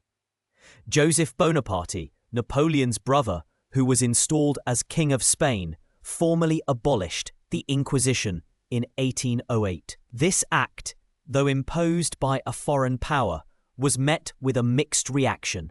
While some conservatives viewed it as an sacrilege, many liberals and enlightened Spaniards welcomed the end of an institution they considered anachronistic and oppressive. The French occupation, despite its brutality, inadvertently accelerated the process of modernization and secularization in Spain. However, with the expulsion of the French and the restoration of Ferdinand VII to the throne in 1814, the Inquisition was briefly reinstated. Ferdinand VII, a deeply conservative monarch, sought to restore the old order, and the Holy Office was seen as a vital tool in this endeavor. Yet this revival was short-lived and largely ineffectual. The political landscape had irrevocably changed. The Spanish liberals, who had fought against the French and now advocated for a constitutional monarchy, viewed the Inquisition as an emblem of the very absolutism they opposed. The final abolition of the Spanish Inquisition came in 1834, during the regency of Maria Cristina, amidst a period of intense political turmoil and civil war between liberals and conservatives. This time, the abolition was definitive, a testament to the triumph of liberal ideals and the complete erosion of the Holy Office's power and relevance. The last Grand Inquisitor, Ramon José de Arce, had already fled into exile years before. The decline of the Inquisition was not a sudden collapse, but a protracted, multifaceted process. It was a slow strangulation by the forces of changing intellectual currents, the assertion of royal power, and ultimately the irresistible march of political reform. The institution that had once wielded such immense spiritual and temporal authority, that had shaped the very all of Spain for centuries, had become an embarrassing relic, a symbol of a past that the nation was eager to shed. The legacy of the Inquisition, however, continued to cast a long shadow. Its methods, its secrecy and its profound impact on Spanish culture and identity would be debated and reinterpreted for generations. The fear it had instilled, the intellectual stagnation it had fostered, and the countless lives it had touched, both directly and indirectly, remained etched in the collective memory of Spain. As the 19th century progressed, Spain grappled with its past, seeking to reconcile its deeply Catholic heritage with the demands of modernity. The ghost of the Inquisition, though no longer an active force, lingered in the national consciousness, a reminder of the complex interplay between faith, power, and the ever-evolving human spirit. The very air in the ancient halls where inquisitors once sat, perhaps, still held a faint echo of whispered confessions and the rustle of forbidden texts, now merely a historical curiosity rather than a terrifying reality. The 18th century, with its burgeoning Enlightenment ideals, cast long shadows of doubt and criticism upon institutions like the Inquisition, even as it continued its grim work. Philosophers and thinkers across Europe, fueled by reason and a growing belief in individual liberties, openly challenged the very foundations upon which the Holy Office stood. Voltaire, Diderot, and Montesquieu, their words echoing through salons and printed pages, decried the Inquisition's methods as barbaric, its secrecy as tyrannical, and its theological justifications as antiquated. This intellectual tide, however, was slow to turn the massive ship of state and church in Spain. While the fires of the auto de fe had largely dwindled by the mid-18th century, replaced by more discreet, though no less severe, forms of punishment, the institution itself remained a formidable presence, a symbol of Spain's enduring commitment to religious orthodoxy and royal absolutism. The reign of Charles III, a monarch deeply influenced by Enlightenment thought, saw a significant, though often subtle, shift in the Inquisition's power.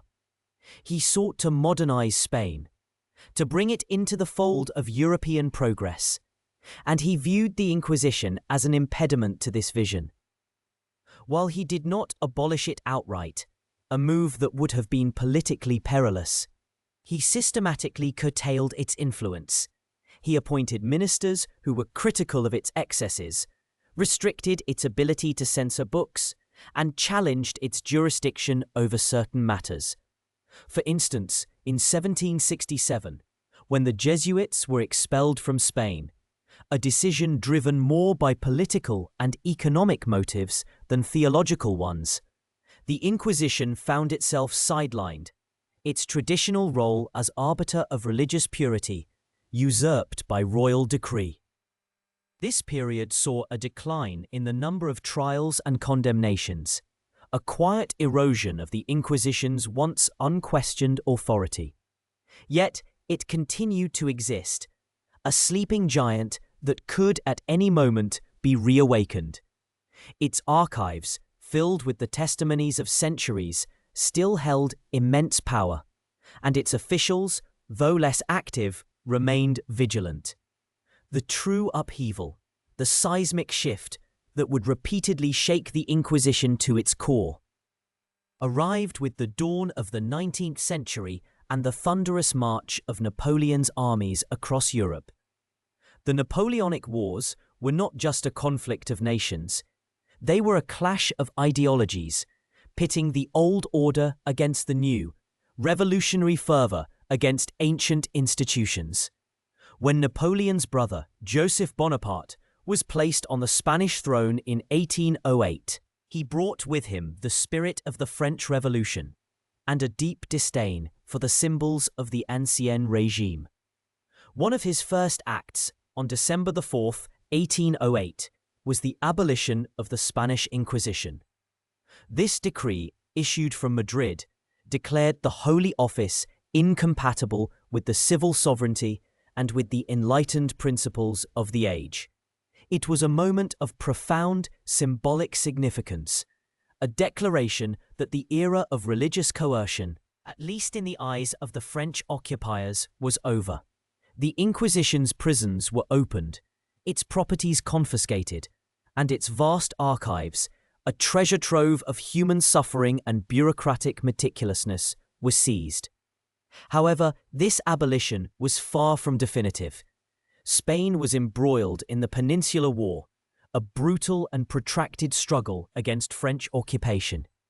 The Spanish people, fiercely independent and deeply Catholic, largely rejected Joseph Bonaparte's rule. The war was fought not just on battlefields, but in the hearts and minds of the populace, and the Inquisition, for many, was a symbol of Spanish identity, a bulwark against foreign influence and revolutionary ideas. When the French were eventually driven out, and Ferdinand VII, the desired king, returned to the throne in 1814, one of his immediate priorities was to restore the old order. Ferdinand, a staunch absolutist and deeply conservative monarch, saw the Inquisition as an essential tool for maintaining religious uniformity and political stability.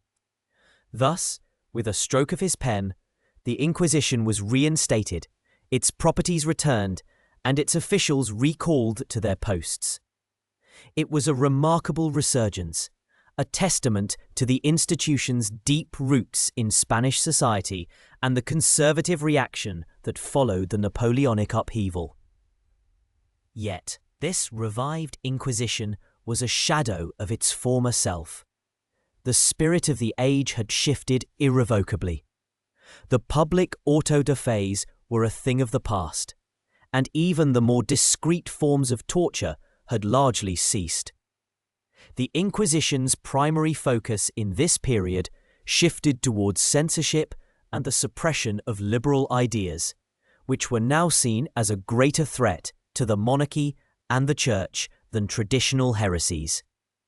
Books, pamphlets, and newspapers advocating for constitutionalism, individual rights, or religious tolerance became prime targets. The Inquisition, in its final iteration, became a tool of political repression, attempting to stem the tide of revolutionary thought that continued to wash over Europe. The political landscape of Spain remained volatile throughout the early 19th century. The struggle between absolutism and liberalism, between tradition and reform, played out in a series of coups, counter-coups, and constitutional experiments. Each shift in power brought with it a new fate for the Inquisition. During the Trienio Liberal, 1820 to 1823, a brief period of constitutional government, the Inquisition was once again abolished. This time, the initiative came from within Spain. Driven by liberal politicians who sought to dismantle the symbols of absolutism and bring Spain in line with modern European states. The Cortes, Spain's parliament, declared the Inquisition an affront to the constitution and a violation of individual liberties. Its properties were again seized and its officials dispersed. But just as before, this abolition proved temporary. The Trienio Liberal was short-lived, crushed by a French invasion. The 100,000 sons of St. Louis, sent to restore Ferdinand VII's absolute power. With the return of absolutism, the Inquisition was once more reinstated in 1823. This repeated cycle of abolition and reinstatement highlights the deep divisions within Spanish society and the persistent ideological struggle that defined the era. For conservatives, the Inquisition was a sacred institution, a guardian of faith and order. It was a symbol of oppression, an obstacle to progress and enlightenment. The Inquisition's final years were marked by a dwindling influence and a growing sense of anachronism. Its last recorded execution for heresy occurred in 1826, when a schoolmaster named Cayetano Ripoll was hanged in Valencia for deism and teaching forbidden doctrines. This event, however, caused a considerable outcry both within Spain and across Europe. Seen by many as a barbaric relic of a bygone era, it further cemented the perception that the Inquisition was out of step with the modern world. The definitive end of the Spanish Inquisition came in 1834, amidst the tumultuous reign of Isabella II and the First Carlist War. This time, the abolition was decreed by Regent Maria Cristina, acting on behalf of her young daughter, and was part of a broader package of liberal reforms aimed at modernizing Spain and securing support for the liberal cause against the Carlist traditionalists. The decree, issued on July 15, 1834, finally put an end to an institution that had endured for over 350 years. Its remaining assets were nationalized, its offices closed, and its personnel pensioned off or reassigned. The physical remnants of the Inquisition, its prisons and tribunals, were repurposed or dismantled, their dark histories slowly fading into the urban fabric. The legacy of the Spanish Inquisition, however, did not vanish with its abolition. Its shadow lingered, shapen. Spanish culture, politics, and religious identity for generations to come.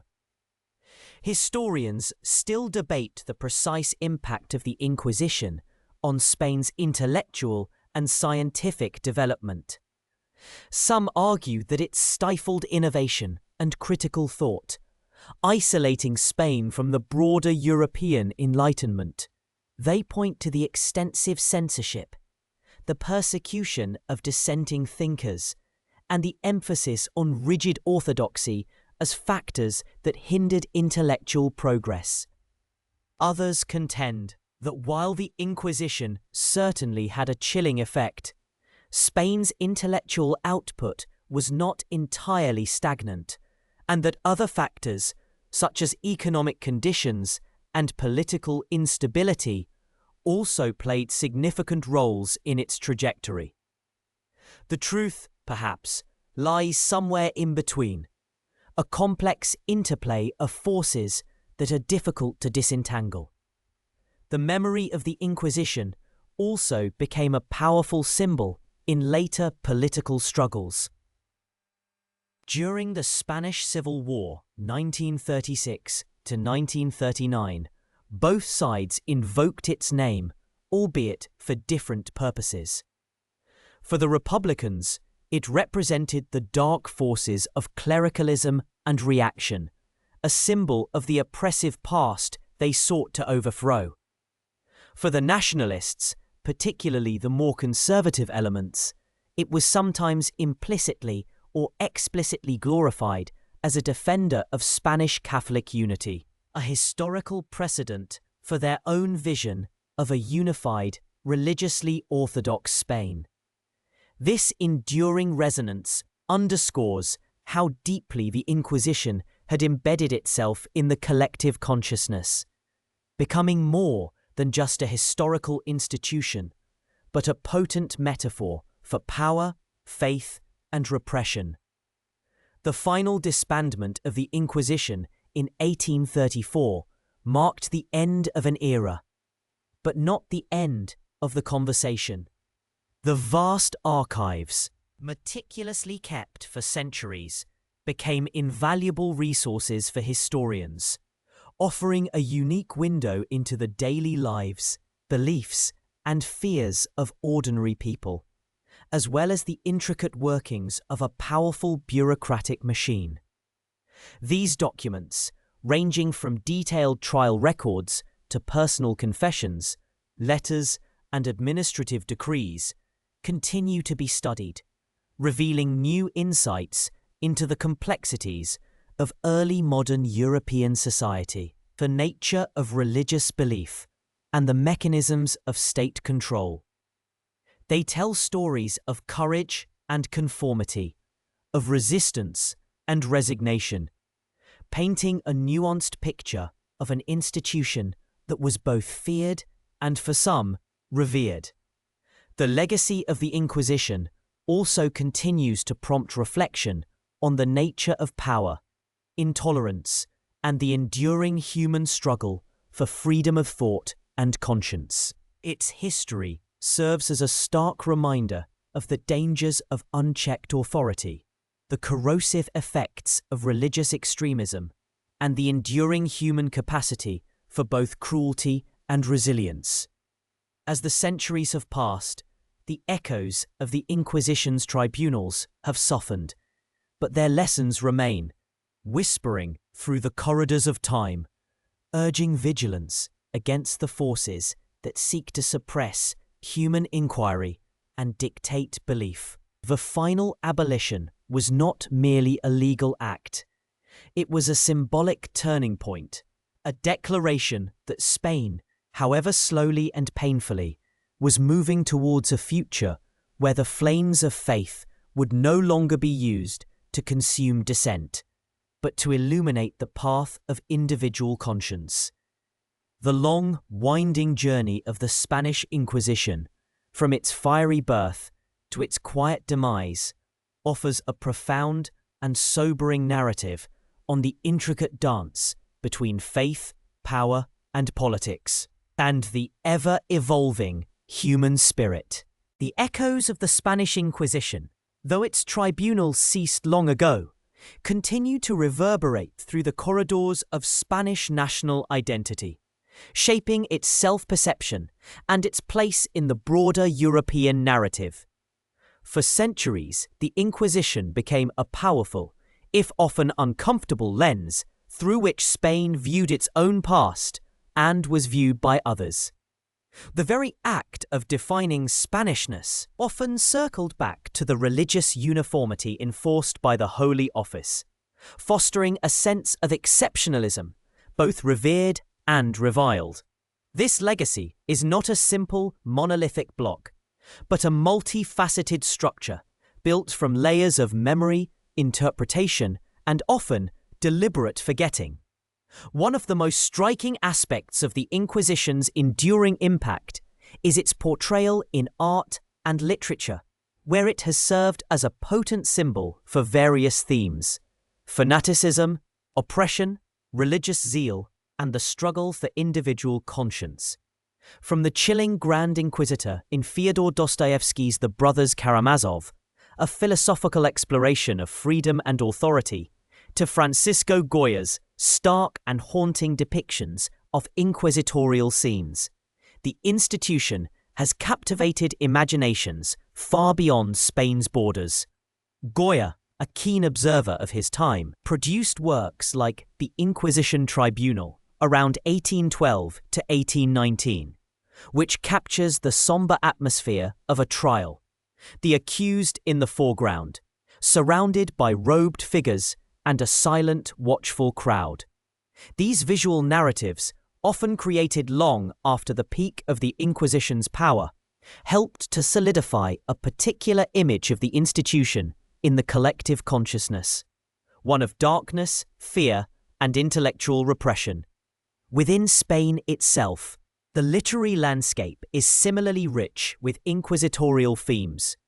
Benito Pérez Galdós, a towering figure of Spanish realism, wove the Inquisition into the fabric of his historical novels, exploring its societal and psychological effects on individuals and communities. Later, authors of the generation of 98, grappling with Spain's decline and identity crisis, often revisited the Inquisition as a symbol of a past that both defined and constrained their nation. They questioned whether the religious fervor of the past had stifled intellectual and scientific progress, contributing to Spain's isolation from the European Enlightenment. This internal dialogue, played out across centuries of Spanish letters, reveals a continuous wrestling with the legacy of an institution that was simultaneously a source of national pride for its role in maintaining Catholic unity, and a source of profound shame for its methods and consequences. The complex legacy of the Inquisition in historical memory is perhaps its most profound and contentious aspect. For a significant period, particularly during the Franco regime in the 20th century, the Inquisition was often presented in a sanitized, even glorified light. It was depicted as a necessary evil, a bulwark against heresy and foreign influence, essential for forging a unified Spanish nation and preserving its Catholic identity. This narrative emphasized the positive aspects, such as the suppression of perceived moral decay and the promotion of religious conformity, while downplaying or outright ignoring the suffering and injustice it caused. Textbooks and official histories often framed the Inquisition as a unique Spanish solution to a unique Spanish problem, thereby justifying its existence and actions. However, this official narrative began to unravel with the advent of more critical historical scholarship, particularly from the mid-20th century onwards. Historians, both Spanish and international, began to meticulously re-examine primary sources, challenging long-held assumptions and revealing the human cost of the institution. They delved into the archives, poring over trial records, administrative documents, and personal testimonies, bringing to light the experiences of the accused. The intricacies of the judicial process and the broader social and political context in which the Inquisition operated. This shift in historical methodology led to a more nuanced and often darker understanding of the Inquisition's role. One of the scholarly disputes that continues to animate discussions about the Inquisition is the precise extent of its economic impact. While it is clear that the confiscation of property from convicted heretics enriched the crown and the Holy Office, historians still debate whether these seizures significantly hampered Spain's overall economic development. Some argue that the constant fear of accusation and the emphasis on religious purity over commercial enterprise stifled innovation and capital accumulation, particularly among the merchant classes and conversos who were often at the forefront of economic activity. Others contend that the economic effects were localized and less pervasive than often assumed, pointing to other factors like wars, colonial ventures, and agricultural practices as more dominant forces shaping Spain's economic trajectory. The scale and long-term consequences of property confiscations, and whether that truly inhibited the emergence of a robust middle class, remain subjects of ongoing research and discussion. Another area of ongoing debate concerns the degree of popular support for the Inquisition.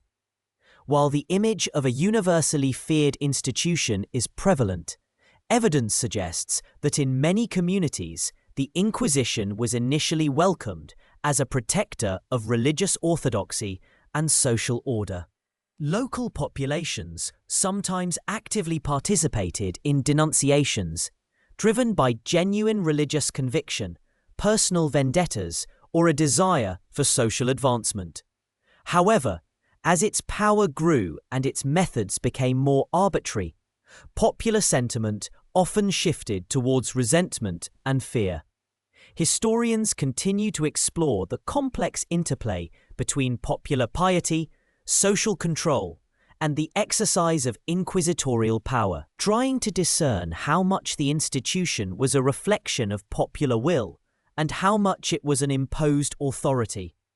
The concept of the Black Legend, the anti-Spanish propaganda that emerged during the 16th and 17th centuries, particularly from Protestant nations, plays a crucial role in understanding the Inquisition's place in historical memory.